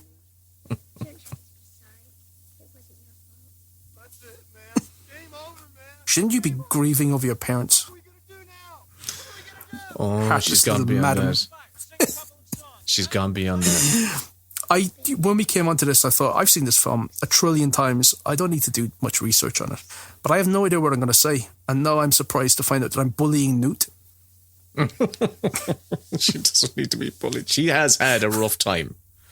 And the only reason you're bullying her is that she's in this extended... You've had to spend extra time with her, and you saw personal tragedy where you saw her parents, her father being face-hugged. Her father, when you saw her father shifting a face-hugger. Noshing off a facehugger. I'd like her if she picked up a gun. You'd like her better. Oh, there, she's got a grenade. Oh, Newt, you should have. She could say her catchphrase. I think pull the trigger. Mostly. But everyone, all of us, because I never, growing up, obviously her line reading of that obviously stood out to all of us, because it wasn't until like the internet became a thing where people just started going, she mostly comes out at night, mostly. And I'm like going, yeah. But I'll tell you what though, when I saw this on the big screen, people clapped that line. So, people enjoy it. I mean, this is a great movie. It's a great, fun action film. Mm-hmm. But Hudson is a pussy. But he's redeemed. Hudson's redeemed because he finds when he his dies. bravery. And it's the way it's how he behaves in the kind of the critical last moments. But there's evolution because he's all brave and he's all ballsy. He's all chat. That is great, man. Yeah, fucking A.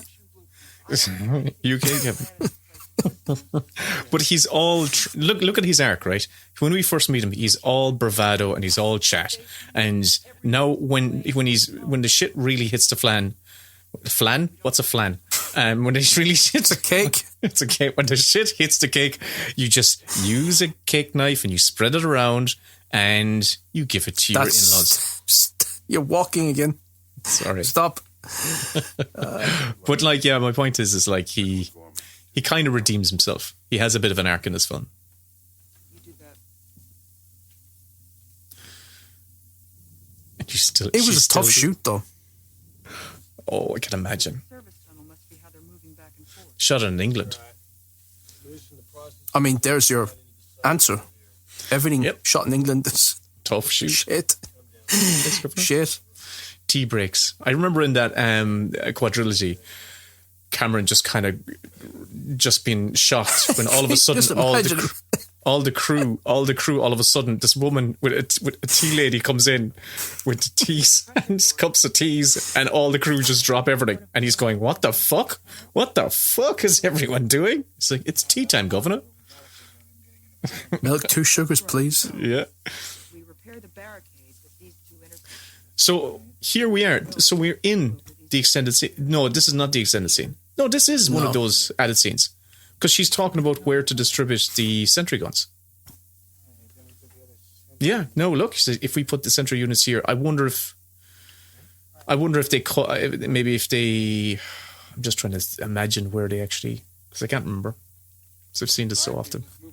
I'd say just watch the film. Yeah, shut up. Stop speculating. Peer. This is definitely new footage. This is the sentry guns. We see the stuff with the sentry guns. Look at that laptop. Oh my God. Top of the range, baby. That is not an iPad. That's what my first screenwriting software looked like, though. Writing on Sophocles. It looked like that. Was that what it's called? Sophocles? Yeah. I wrote so many bad scripts with that. Oh, man. I think still better than everybody else's, but they were still bad. Yeah.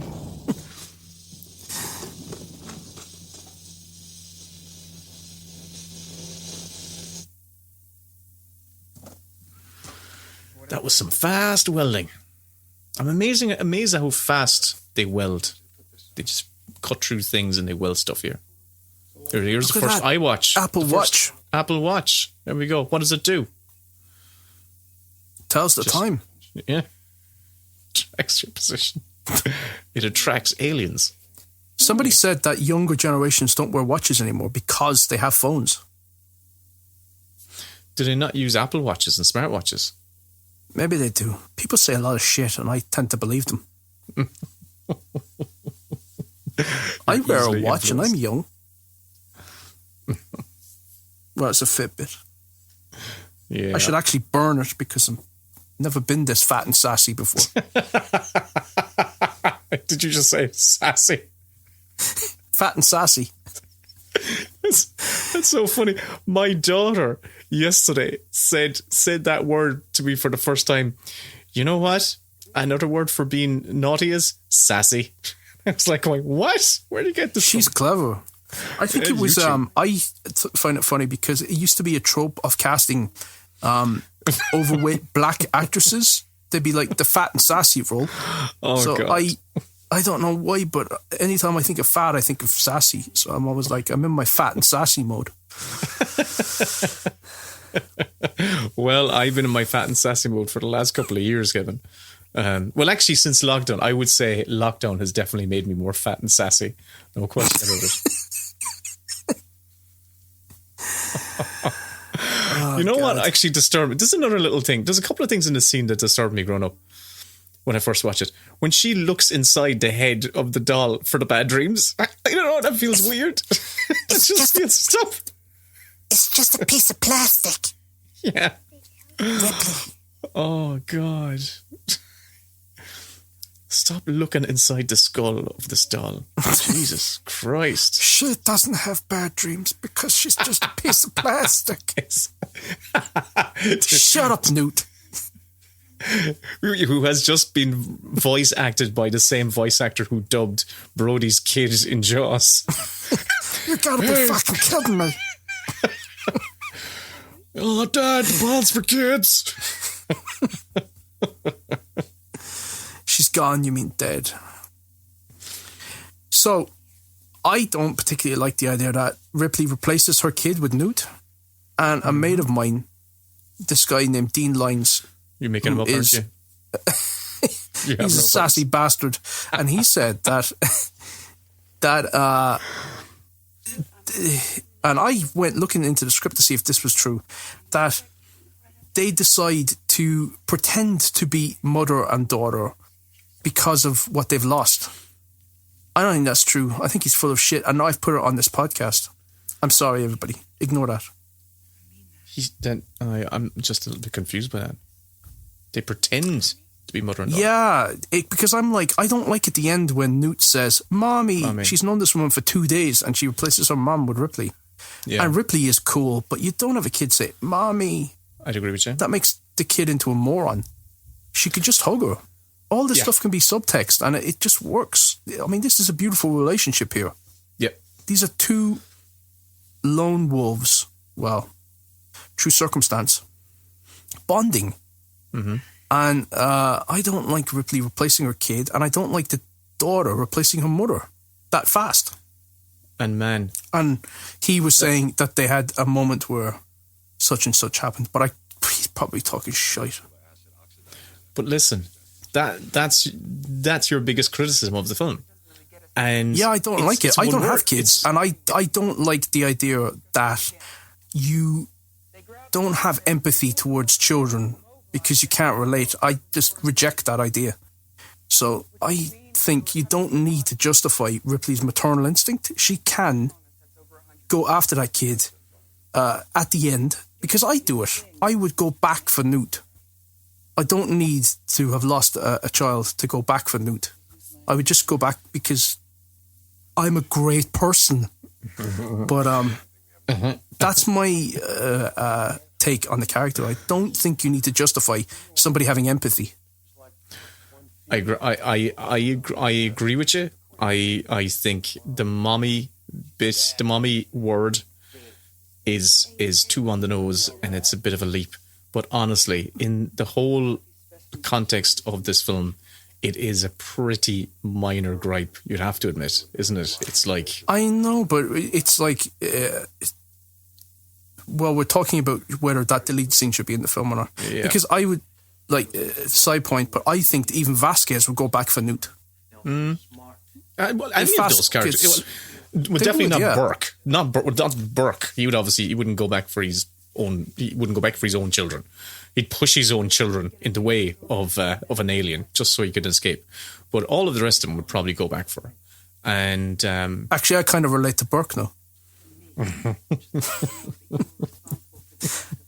Yeah, no, but I just think that you don't need to justify that at the end, and that is sort of other people's sort of defense of it, of that deleted scene.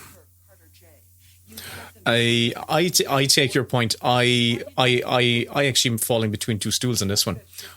I don't like. I agree with you, but I still like to. I would like to take out the mommy thing, right? Okay, I definitely would like to remove mommy, right?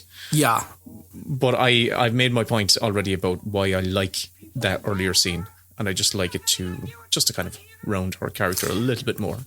Because here's my take on humanity, right? A disaster happens, buildings collapse, there's an earthquake, right? A buildings collapse, and strangers, rather than, once they've stopped running for safety, the very next thing they do is they run towards the rubble and they start digging, because they're innately empathetic towards the idea of somebody being trapped and they want to help.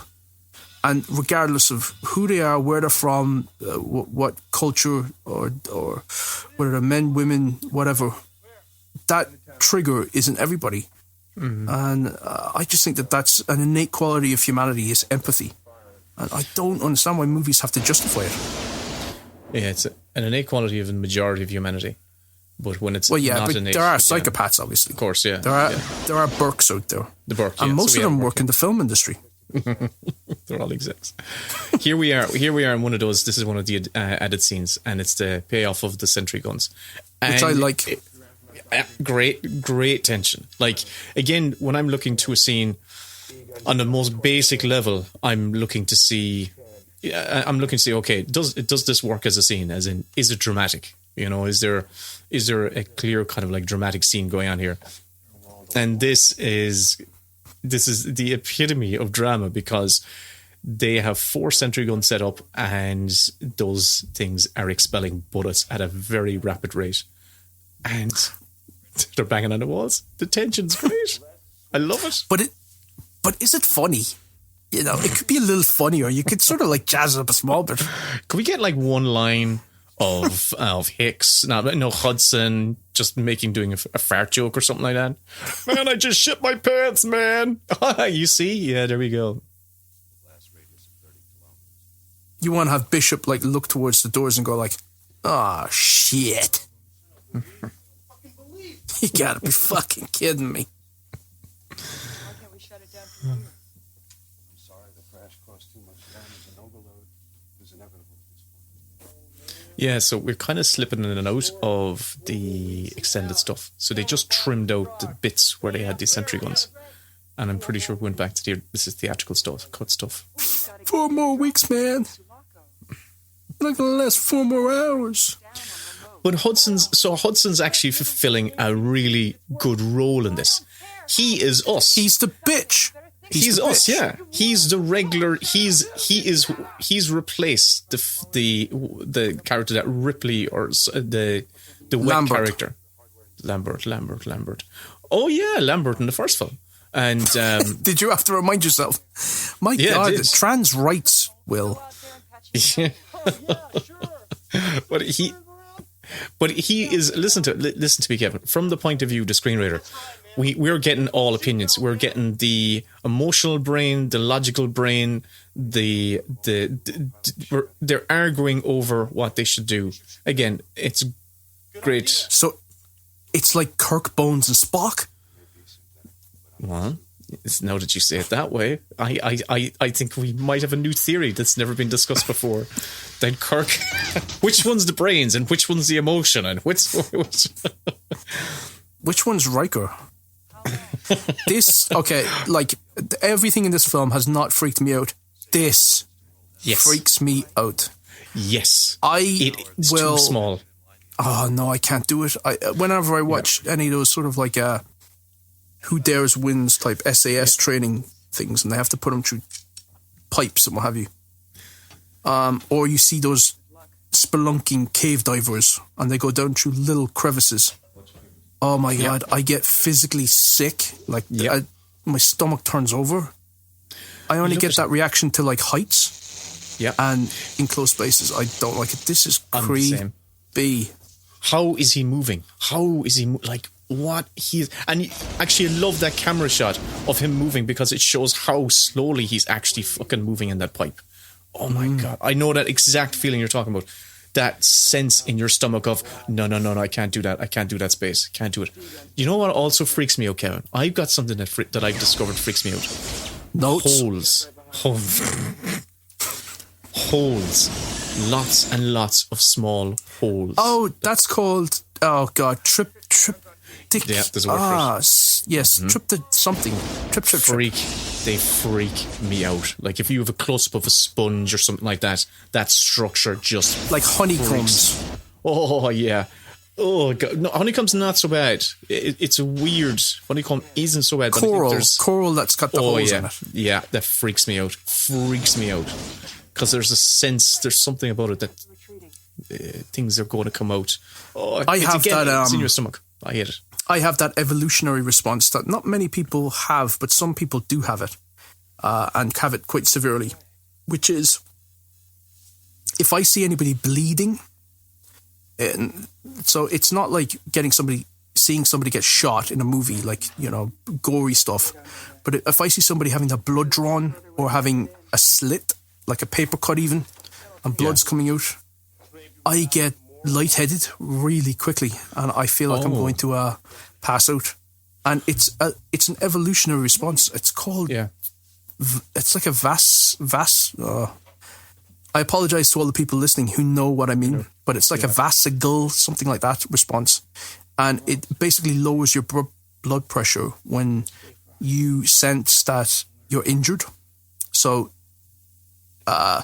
it's a survival mechanism that if we were to get badly wounded in a scenario where we're out in the woods, whatever, our blood pressure would lower and we would get sleepy.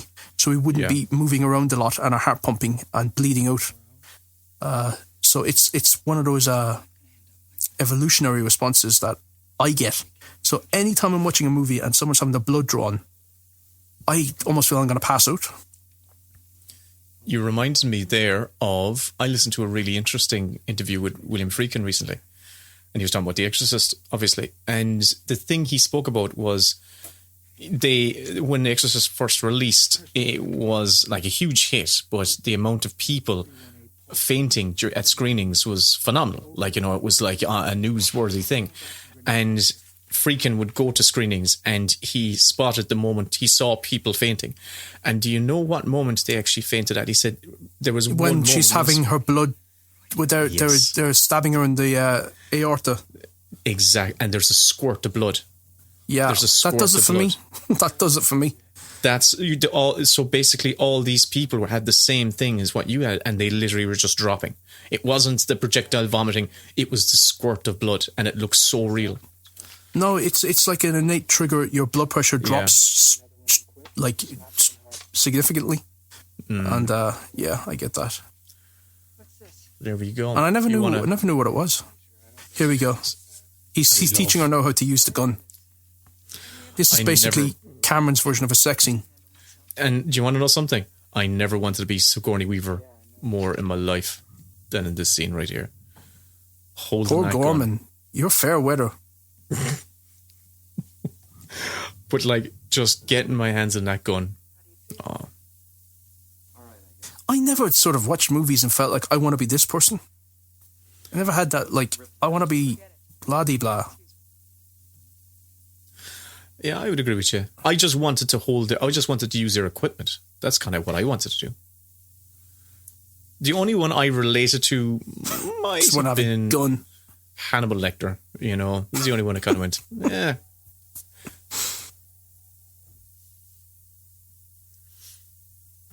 This is a great sequence. Yeah, fantastic.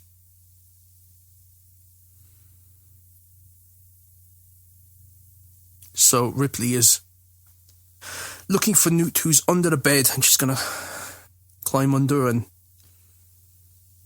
lie beside her. Have an awful back when she wakes up. Absolutely just be murdered. Because as you get older, your spine needs better support than a hard floor. I wouldn't know. I'm so fucking young. Oh, God.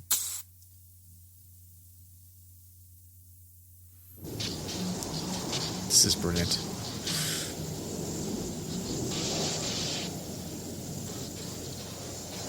And he's outside. Mm-hmm. Again, like, a great performance by Lance Henriksen. Like, fantastic performance. He's one of those guys, am I right in saying, he's one of those guys with a colourful past?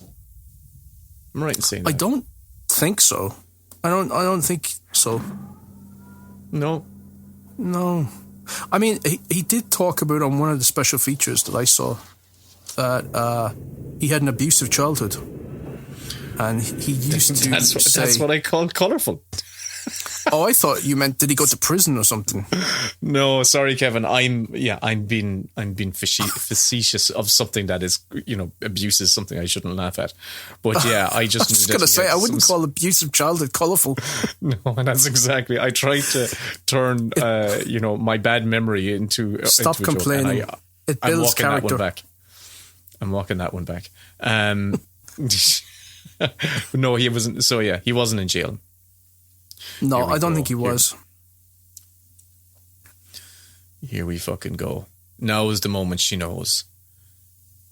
Who the fuck has done this? Great. Like, think about it. Think about this, right? Think about this as right in the story. Would you stop? I'm trying to watch the film. I'm trying, but I'm just enjoying. Keep talking over the film. It's like I'm enjoying annoying. this. Shush. Because wait until the adverts. We have the absolutely utterly adverts. But we have the absolutely, probably the most terrifying alien species literally surrounding them and ready to devour them. And within their own group, they have like this. They have an untrustworthy member of their group as well, and just great stuff. And it's just great. I like that the Ash character in this is a company man, but he's the human company man. He's not the robot. Mm-hmm. Mm-hmm.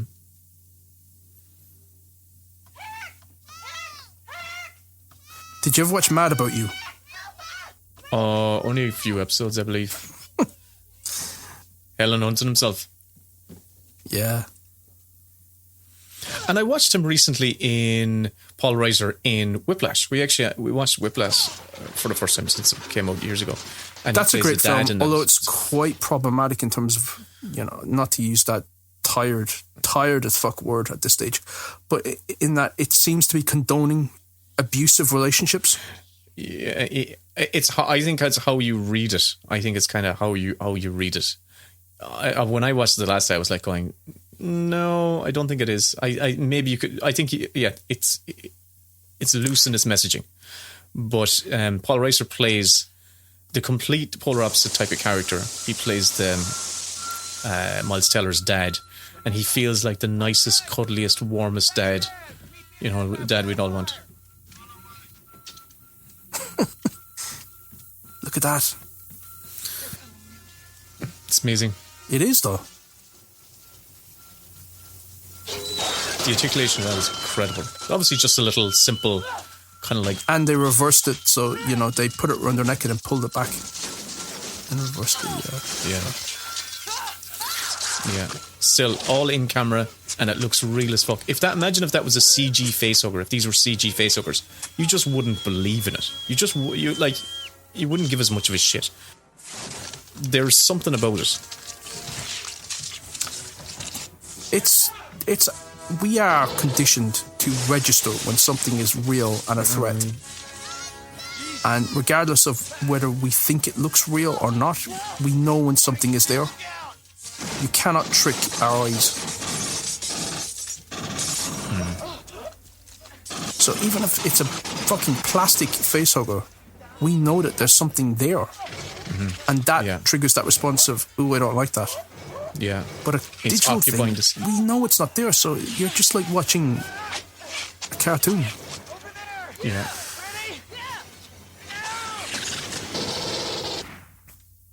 Again, Splat. like, we're looking at this, and I'm looking at all these effects, and I'm going, no. Hold on, I'm just checking my texts. We should be looking at this. We should be paying attention. But yeah, they all have aged incredibly well. LOL.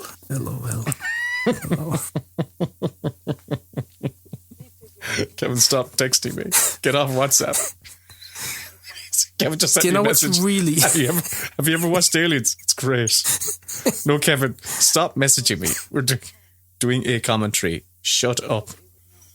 I just want you to know that that's a face hugger. It's nothing else. That's a picture of a face hugger. Stop sending me nudes, Kevin. Please. Do you know what's really anxiety-inducing about modern life? Is that give me something else. We all communicate through our phones and through like social media messages and what have you, WhatsApp and text and stuff. And you can be caught in about 3 or 4 different conversations at once. And you're trying to juggle them. You're trying to respond to one thing and somebody else is messaging you. And it's this weird thing of like, if you were in a bar or you were out with friends, you wouldn't be having 5 different conversations at the same time. But with your phone, it's just like you're going, yes, okay, no problem, and then LOL, and then, you're replying to something else. And we just sort of accepted that I don't know what I should be talking about Burke here. I know, but I was just thinking about just today, for example, we were having 3 different conversations on 3 different platforms in 3 different groups simultaneously. 1 on Twitter and 2 on two different WhatsApp groups. That's so embarrassing. Yeah, we actually were. We actually, same time, like within the same space. It was just like responding to each other in different contexts. That's so psycho. No, you've said that. That is absolutely psycho. That happened today. That did happen today. Stop messaging. Wait, let's get back to aliens. So now the lights have gone out. The power is out. We're on emergency red lights, and they are looking. Hicks and Vasquez are out there looking at the motion trackers, which I love. That's Hudson. I know. I can't tell Hudson. These white guys apart. Yeah, it is Hudson. Yeah, it's Hudson. It is Hudson. Yeah, I actually have always gotten them mixed up, and I think actually who's that Jewish girl in brown face?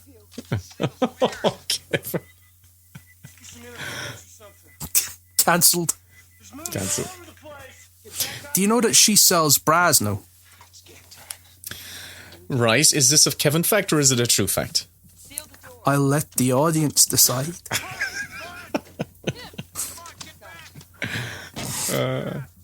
Here we go. She has a titty shop.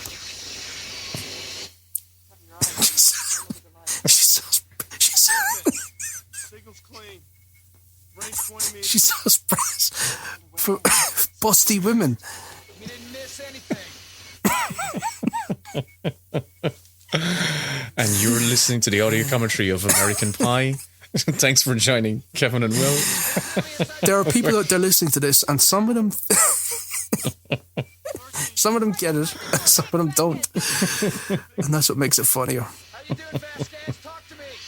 But Google Vasquez boobs, okay. and you will get the answer to this. Okay, all right. I'm going to have to do that, Kevin. All right. This is scary where they don't know. Oh, they're in the room. They're in the fucking room. I fucking love this. Already in the fucking room. It's amazing. You're reading it wrong. You're not reading it right. Oh, man. And who's the one who figures it out? 5 meters, man. What the hell? She looks up. Gotta give those moments to your protagonist. Yeah. This is almost like rats or spiders in the attic. It's like, ooh. Yeah. This is a scary, scary moment. It's just terrifying. This is like, literally, I'm terrified to go into my attic every time because of this. I tell my wife I'm afraid of spiders, but no, I'm afraid there's aliens up there. Well, look, after Brexit, where are they going to go?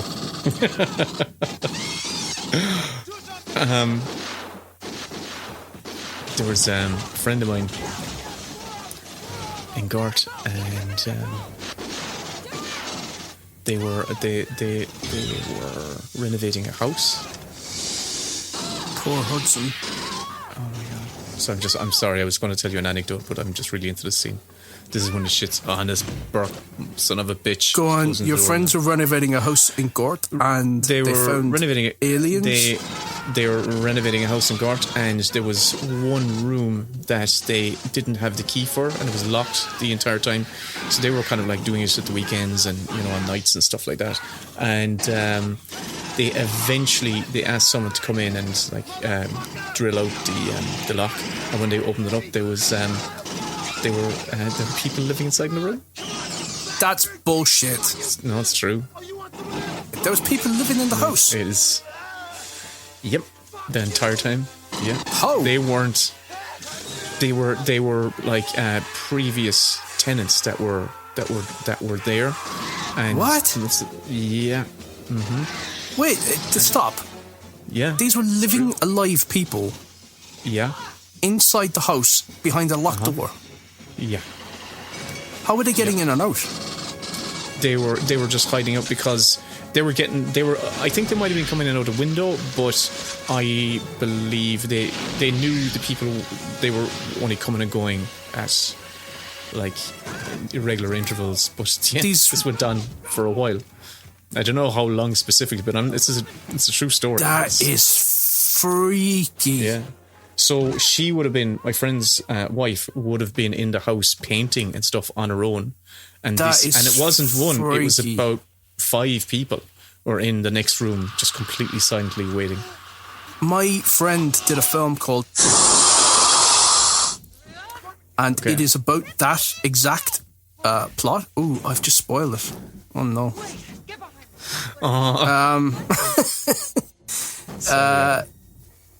That is freaky. I'm going to have to cut that. Yeah, it's a freaky thing. Because that's the twist of the movie. Sorry, I shouldn't be still talking about this. Cut that again? Yeah. The one thing about these... well. This is claustrophobic. It's not too bad because at least you can kind of walk, you know. Look, she can kind of, like, she can get into a crouching position. It's not bloody that little pipe that Lawrence Hendrickson Bishop was welded into. I was, of all the characters, I didn't want to see Vasquez die. I agree with you. Yeah, loved Vasquez. Hicks, Vasquez, Vasquez's partner, I kind of liked him too. Apone liked him. And Bishop, of course. I noticed you didn't say Newt. I was waiting for you. I was waiting for the anti-Newt sentiment to come out. Listen to me. Don't drag me into your camp. I'm in support of Newt, right? You're the one who's got Newt issues. And you're getting too used to me now. This is where I'm going to have to start mixing it up. I'm going to have to start being angelic and really nice again, and then I'll start being really shockingly inappropriate, and you won't know whether I'm coming or going. Poor Vasquez. Like, she fights to the bitter end. She does, with a handgun. Yeah. Gotta love that 24th century tech, or whatever century this is. I'm not sure. This is my first time watching this. I couldn't tell, Kevin. I couldn't tell. And I like the way that Vasquez, and preempting myself now, but the way Vasquez, that Gorman... Please don't preempt yourself. And preempting myself. That's why I have a colostomy bag. And this moment between Gorman and Vasquez is actually... So they're going out as partners, don't you think? This isn't like her resenting him. This is like, I see you, I relate to you. We're the same team. Like... Oh, yeah. This is them. That's from the very first time I saw this. This is them together. This is them. This is their humanity just bonding at that moment. Yeah, she decides to grab it as well. They're gonna go together. Yeah. Like, that's absolutely beautiful. And I don't know why some people thought that they read it in a negative way. It's like, no, that's... How could you read it in a negative way? In what way could you read that negatively? I just watched it right there. You're not on Twitter as much as me. Everybody on Twitter is so angry and upset about everything. How would they read? How could you read that moment in a negative context? You always were an asshole, Gorman. They don't read any sort of irony or sarcasm into that. Yeah, she's saying it ironically. You always were an asshole, like, you know. It's affectionate. Oh, it's like, you know. Oh, you shithead. Yeah. No, it's the you always were. It would excuse us. It's how we would use that. You always were a cunt. Like, you know, you could say you're some cunt. You know, you can call someone in Ireland a cunt, but for it to be completely affectionate, you know. So it's just like, Jesus. My nan used to say to me, "How are you? Come here to you little. Look here's come up to see me. You little cunt." Here's the little cunt. There's the little cunt now. He takes after his father. And he's a big cunt. And here's the little cunt.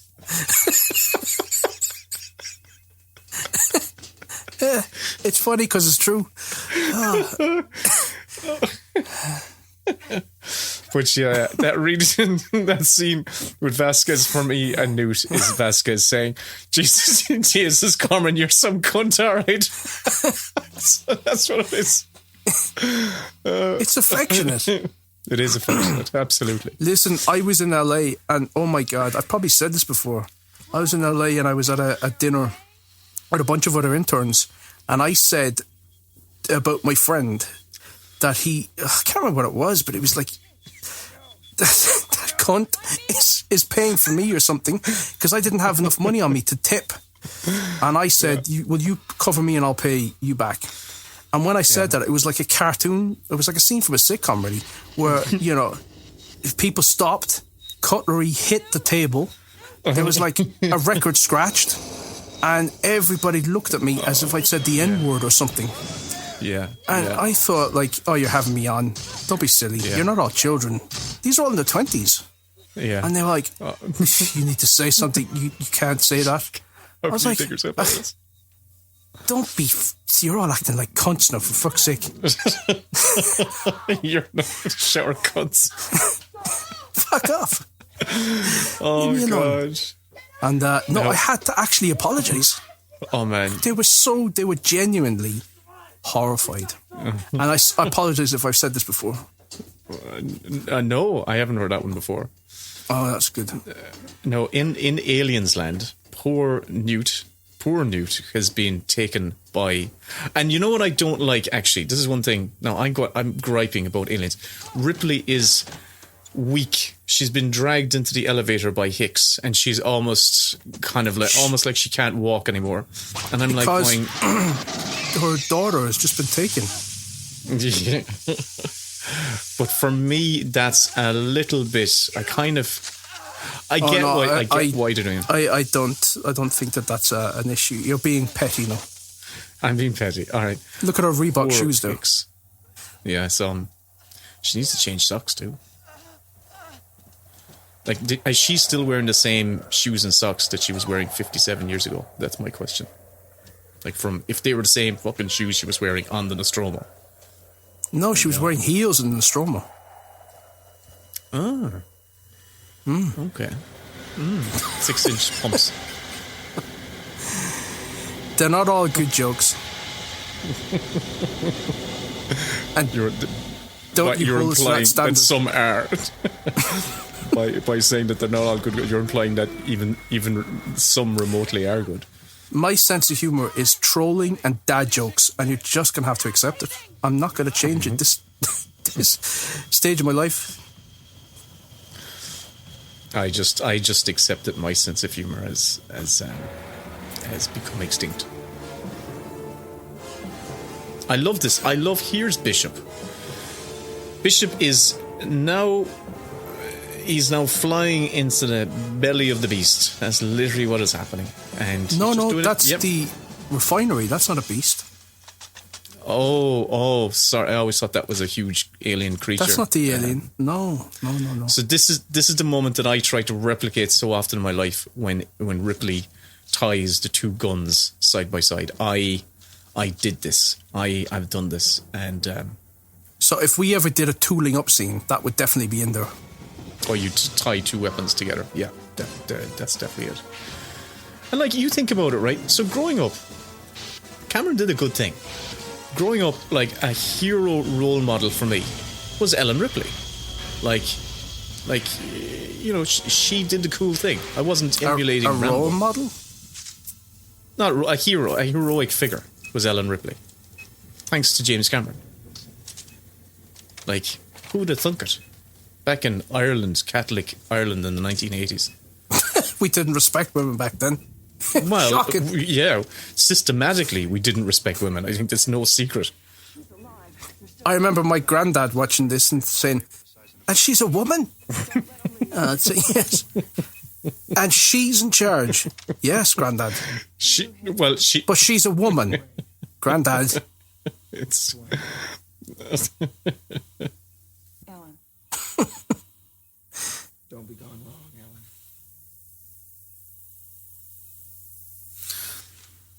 So that scene was originally, my name is Dwayne, she says, Peggy.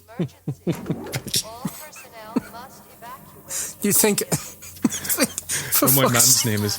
My mum's called Peggy. You know that? No, she's not, is she? Yeah, she's Peggy, yeah. She always went by I'm not Honey joking. to me. She always calls you her special little cunt. Are you doing the podcast with the little cunt?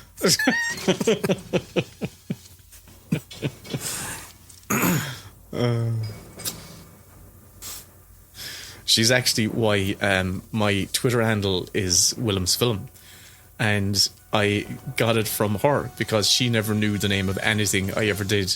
And she always go, and that's Willem's Film. So it was always the way she said, Willem's Film. And when This is your mom? This is my mother, yeah. Willem's Film. Yeah, she would say, it's Willem's Film. You know, she would never know the name of anything I was doing. She would just say, that's Willem's Film. So that's why my Twitter handle is Willem's Film. Oh, that's nice. My Twitter handle is Kevin Lee Han because that's what my mom called me. My God, your parents called you. Well, I couldn't get Will She Collins. always called or Willie Collins. Kevin, and so it just stuck, and I just went by it from then on. So now, well, look at those glowing pipes. I actually never noticed those before. Thanks, Blu-ray. Oh, this is a great, like, this is fucking class. They filmed all this on the Doctor Who set. No, this actually could be a real fact? Is it a real fact? It is, and it was also a place which was it was riddled with asbestos. Oh God.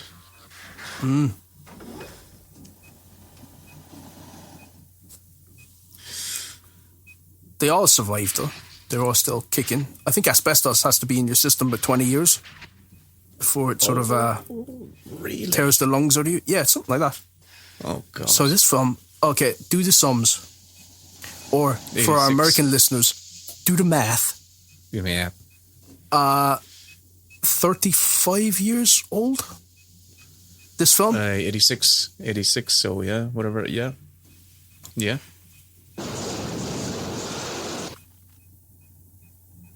Wow. So it's actually, if you remember in the deleted scenes, there's a scene where Ripley encounters Burke, who is being cocooned, and it is just before she finds You mentioned that. Yeah, I've never seen that. I wanted to look that up after you said it, and I forgot about it till now. It's literally in one of these turns. So actually, I'd say right now, you would have had a moment where Burke all of a sudden would have grabbed her. Well, it's just before she finds so it wasn't there actually. But it was horrific because Burke is being cocooned and he's saying horrifically, he's going, I can feel it inside me. And it's actually a really horrific moment when just him saying, I can feel it inside me, because no one's ever said anything like that. They've all just said, kill me. And she gives him a grenade. She walks on him and it blows himself up. The reason it was cut, I'd imagine it might make her seem a little bit cruel. Burke already had his end. We don't need to see Burke dead again, and it just stalled. Here it was literally just before that. So she's found this. So literally, as she was coming around the corner, there was a boom behind her of Burke blowing himself up, and that would have happened right before this moment, right there. Yeah. And That's it might have a hat on a hat. a hat on. Yeah, it's exactly it. Yeah, we didn't need it. That's screenwriting jargon for anyone out there who is unfamiliar. It's like over-egging the pudding, which is not a screenwriting term. Look at that. Look at this. I love seeing that egg open. It's so ominous. Here, facehugger. James Cameron. In the script, in one of the drafts of the script, she kept saying "mommy." Okay. No joke. It'd be like instead Right of now? Ripley, it'd be "mommy." Yeah. Oh no, that's not great. No, that's not great. It's too. It's taking subtext and making it too heavy-handed. Yeah, which we don't want. No. Ever since I learned that she kept cutting up her hands, ripping that fiberglass off, God. it now looks really painful to me every time I see it. Oh God, I didn't know that. Yeah. I have to rewatch the anthology, The Making ofs again. It's been a few years, so I'm going to rewatch those again. The sad thing is that so many of those people that were involved in it are dead now. Hold on. What are you talking about? In the quadrilogy, the behind the scenes stuff. Oh, really? Well, I suppose, yeah. Well, 35 years ago. No, the quadrilogy. So just what's that? Well, the quadrilogy is probably 20 years old at this stage. Quadrilogy came out in peak mid 2005, so it's probably more like 15 years old, I'd imagine. I'd say it was a little sooner than that. You reckon? Yeah, because I was off backpacking in 2005. Oh, okay. Now this is a big, so sexy. Look at the size of that. That is some sack. Look at the sack on that. Oh yeah. Have you ever seen a horse piss? Oh God. Again, I love the sound, the breathing, and the way it's again created, designed, lit. The lighting of this is very important. The way it's lit is incredible. It's very arachnid looking. Yeah, arachnid. You're absolutely right. Oh, that's so cool. And like, it's not in any rush. This creature is behaving differently to everything we've seen before. Oh my God. Oh, I see what you're saying. Yeah, the dome's missing from these guys. Oh yeah, there's more like kind of like a ribcage effect going on. Ribbed for her pleasure. Was a bad joke. A bad joke.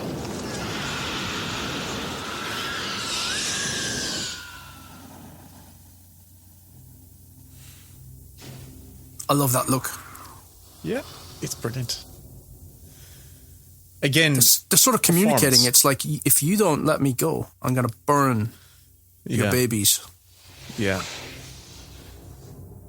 And I still think this is where the gamble is. This is where Cameron's, he's moving this franchise forward and building upon what was already established in the first film.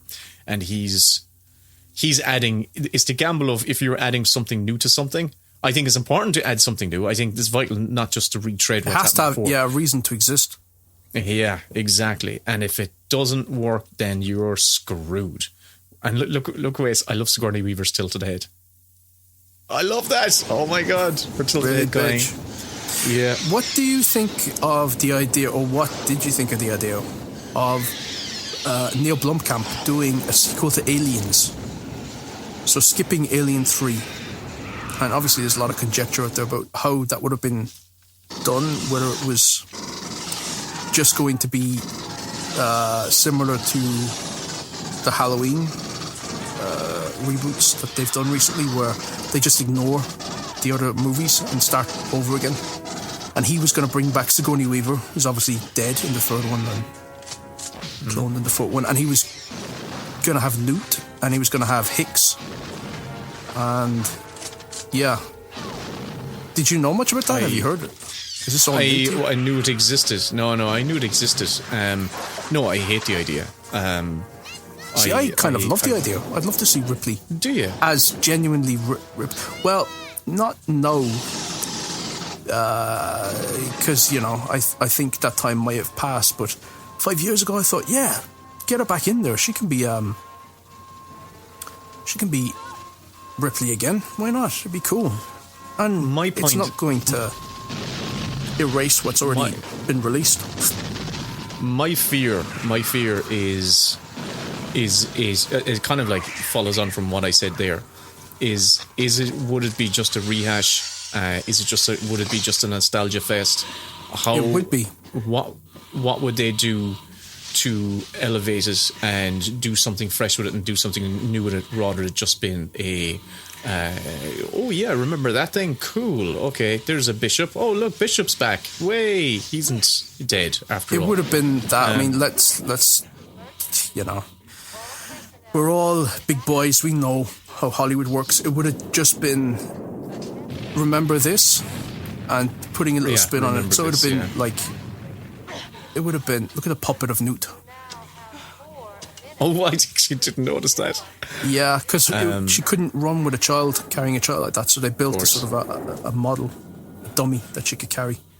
Yeah, it would have been like putting Newt in a position of authority, making her a hard-nosed, like daughter of a badass. And yeah, it just would have been rehashed. It probably would have felt a lot like the that last Terminator reboot they did. Bringing back Linda Hamilton, skipping those movies. You mentioned the Halloween film, that recent one that I haven't seen, obviously the 2018. But that I thought that was pretty fun. I thought the 2018 one was actually a lot of fun. Yeah, but it's fun because Jamie Lee Curtis is back, so it's good to see. We don't have it in pop culture. Sort of these elder stateswomen heroes. You'll often have like the grizzled war dog, the Clint Eastwood type, but you don't have them for female characters. We tend to sort of like consign them to the past when they get too old. Mm-hmm. So having sort of like a Grambo, as Jamie Lee Curtis was in Halloween 2018, was cool. So I was sort of on board with having Grandma Ripley back. But no, we're post sort of like the sequel trilogy with Star Wars and the Terminator reboot with Linda Hamilton, and I just sort of think I don't know that Blomkamp would either have had the inclination to do it or the freedom to do it the way that I think it should have been done. So yeah, I say leave well enough alone. We have the great thing that we have, and her ending, although many people don't like it in Alien 3, is what we have, and it's heroic, and I think it's the best way to end that character. It's a very dark, bleak film, and it is sort of so nihilistic to the point where it's almost offensively nihilistic. But at least it's different. At least it does try something aesthetically kind of different and bold, Yeah, and it's got a great score and some great imagery. It's just a messy film, but there are some fucking brilliant moments in it, and so I still enjoy it. We're at this moment now, for people who aren't watching, where Ripley has rescued Newt, and they're coming out to... They're gone up the elevator. The alien queen has emerged from the elevator. They're looking for Bishop, but Bishop, the bastard, has disappeared. But the landing vehicle appears behind them. The dropship. There we go. He's got them. So how does the alien queen climb onto the dropship? Show me how she does it. Well, wait, no. It happens. He gets on. She gets onto the landing carriage. Wait, no. We'll see a shot where the ship slams to the side. I'm pretty sure the armature, the landing undercarriage. Here it is. When the undercarriage slams against that, we just see one of the legs. There's at least 3 legs on this thing, and the alien could go up with one of them. That's the only thing. It's like it's an alien immigrant refugee. We just saw the bottom of it there, and I didn't see it, so I call that. We saw one angle on it. We only saw one leg. There was other legs. I don't know. This is just not working for me. Yeah, this film. Let's cancel this film. That's the only way the alien got on there, Kevin, in my head. Oh.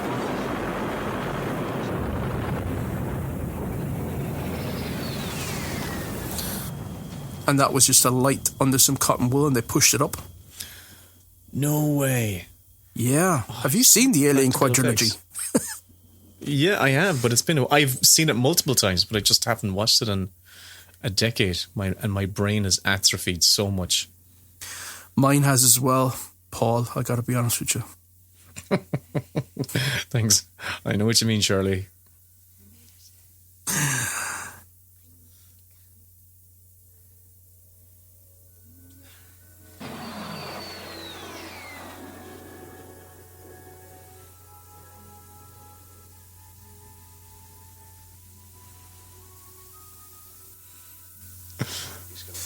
This is a cool moment here. This is a moment where even when I saw it for the first time, we haven't reached it yet, but that doubt of Bishop was still in my mind.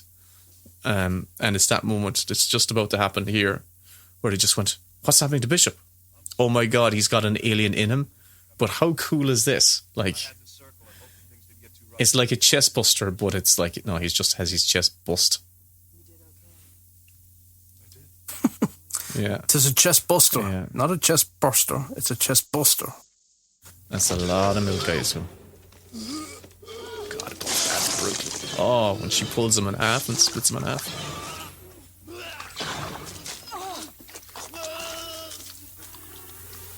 Oh. So look, there she is. She's in the kind of the undercarriage. That's what I assume where she is. Yeah, it's the undercarriage.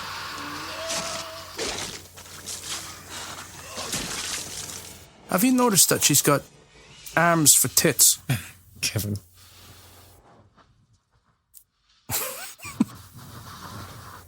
I just love saying the word tits. Tits. I know you do. It's just a thing.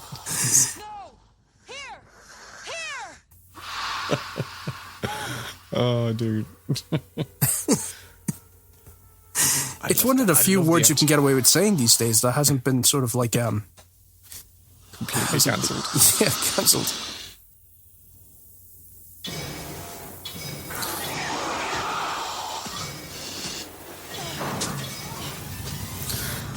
Until it is. Until Twitter decides you cancel. He said twist. He said tits on an aliens on a commentary. Shame. Burn him. Sorry, Kev. It was good knowing you. Gotta say bye. Kevin is no longer associated with the Best Bits podcast. We wish him well in all his endeavours.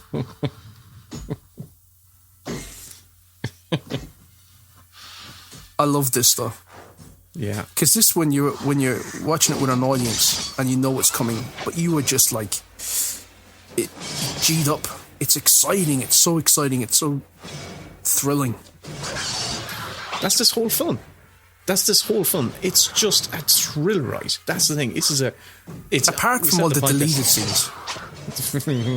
Well, the deleted scenes are all well and fast. The deleted scenes were in the first act of the film or the first half of the film. It doesn't. Hey, here we go. Here's the payoff. Here's that, and we've all forgotten. For the first time you're watching, you've forgotten about the power loader, and here she comes. Get away from her, you bitch. The only thing about it though is that nowadays, when the door goes up, you almost want us to push in on her rather than her walk to us because it feels so protracted. Like the door goes up, she walks towards us and then says it. Yeah. You almost feel like, just say it, come on, say it. Yeah, do it faster. Yeah. And here's a scene that featured in the episode of Best Fight Scenes. That's right. Yeah. This was a film. Best Girl Fight. Best Girl Fight. And you didn't pick it. You picked Crouching Tiger, Hidden Dragon over it. Oh, come on, man. I had to pick Crouching Tiger. Like, you know, that's a pretty amazing fight. These are two puppets. You know. I would have picked this moment.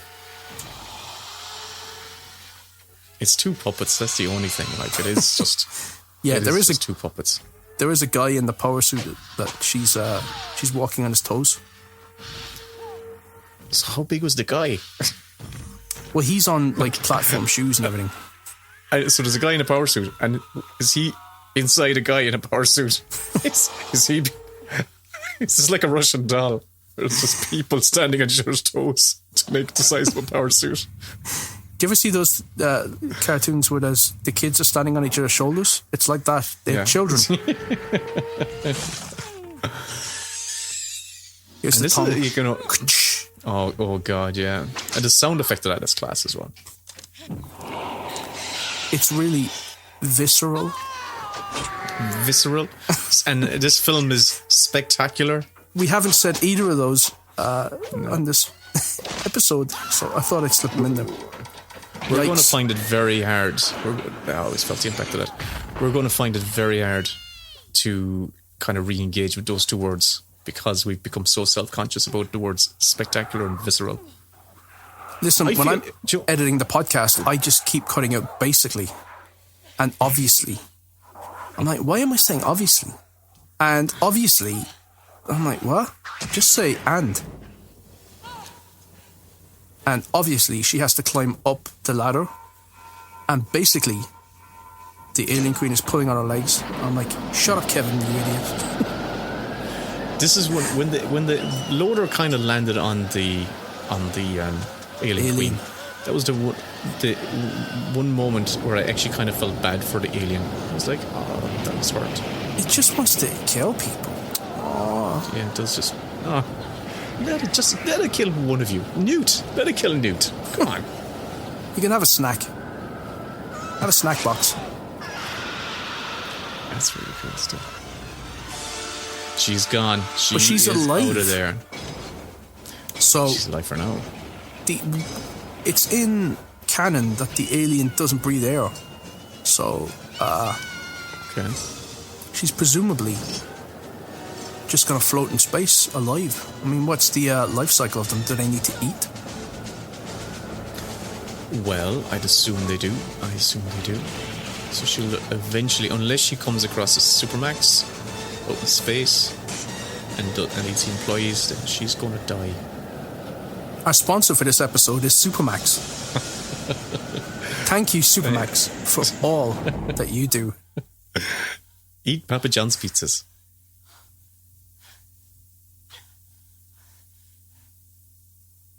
I'd love to sell Casper mattresses. It seems that that's all every podcast does. Casper mattresses and Squarespace. That's the only reason I'm doing. That's the only reason I'm doing the podcast is in the hope that Casper or whatever they're called, Evie or whatever they're called, some mattress company sponsors us and sends me a mattress that I can actually sleep on.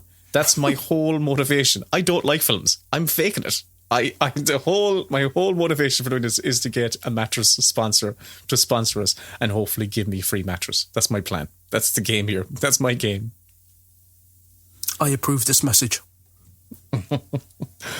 Oh, here we go. Closing down of the pods. Now we don't see the big mirror with all of those what's we call it? Are we on a different ship? We are, aren't we? Or are we still on the Sulaco? No, we're back up in the Sulaco. No, we're back up in the Sulaco. Kevin, have you... Oh, it's your first time watching it. No, but because it's so much smaller. I thought this might be a different... Yeah, they obviously... I think they didn't need... They didn't need to show the other... Can I dream?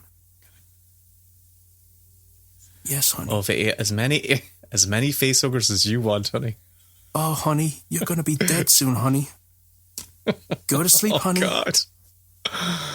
That alien. Do you remember the next time I see you, honey? Yes. We're going to be cracking open your chest, honey, and looking inside your chest cavity and making sure you don't have an alien. Oh God, Kevin. Oh, that's a still. No wonder actually, Cameron that was really pissed. Stands out. I'm looking at a still. That really looks ugly on Blu-ray right now when they just have still images of them sleeping. And the credits roll in Aliens. My God. Fantastic film. The feeling, I remember the feeling of watching Alien 3. I went up to Shirley's house and all the brothers, and it was kind of a big Saturday night thing. I remember the living room being packed with people. Surely you can't be serious. Surely I am. And I do remember the feeling of watching the opening credits and just that sense of my stomach dropping when I saw what happened to Hicks and Newt and Bishop ends up in a junk pile. But it's just that real sense of like, what? they didn't survive? What? I didn't care. I was like, okay. You didn't care? No, I didn't care. I as I said, You're the guy who said you would go back for Newt. You're the guy who said I would if Newt was a person. But I mean, in terms of like, did I need to see Newt in Alien 3? I don't know. Well, you got to see her in a way that we didn't want to see her. So weird. We've done it. God, the credits are rolling. Commentary's over. So Thanks for listening, everybody. And we'll be back with another commentary next week. Okay. Cheers. Good luck.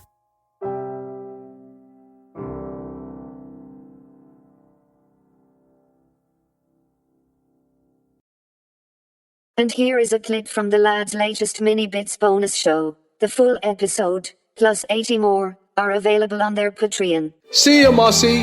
I gotta go in and record another one of these fucking mini bits. Oh, yes, this is all it is. I know.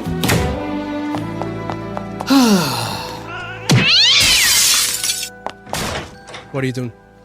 Right now, on the Academy screener site, and I hit play because there's only a few films on it for the first month or two.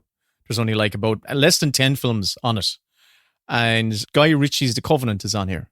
So I hit play on that, and I'm hearing we're out in Afghanistan, and I'm hearing all the dirt, and I hear vehicles, and I hear the sound effects of characters walking. But when characters open their mouths, I don't hear any dialogue. Mm-hmm.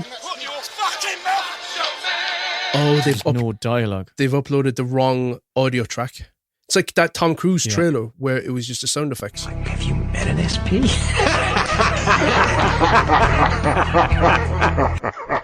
Yeah, and this film's been up on the screen site for a few weeks now, and they still have the wrong one here.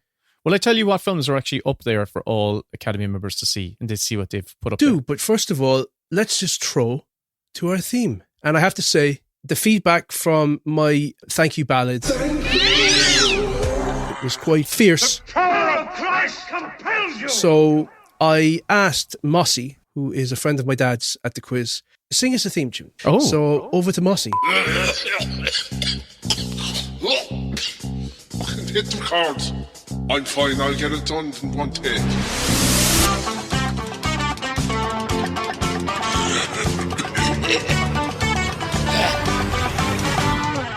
It's the Mini Bits.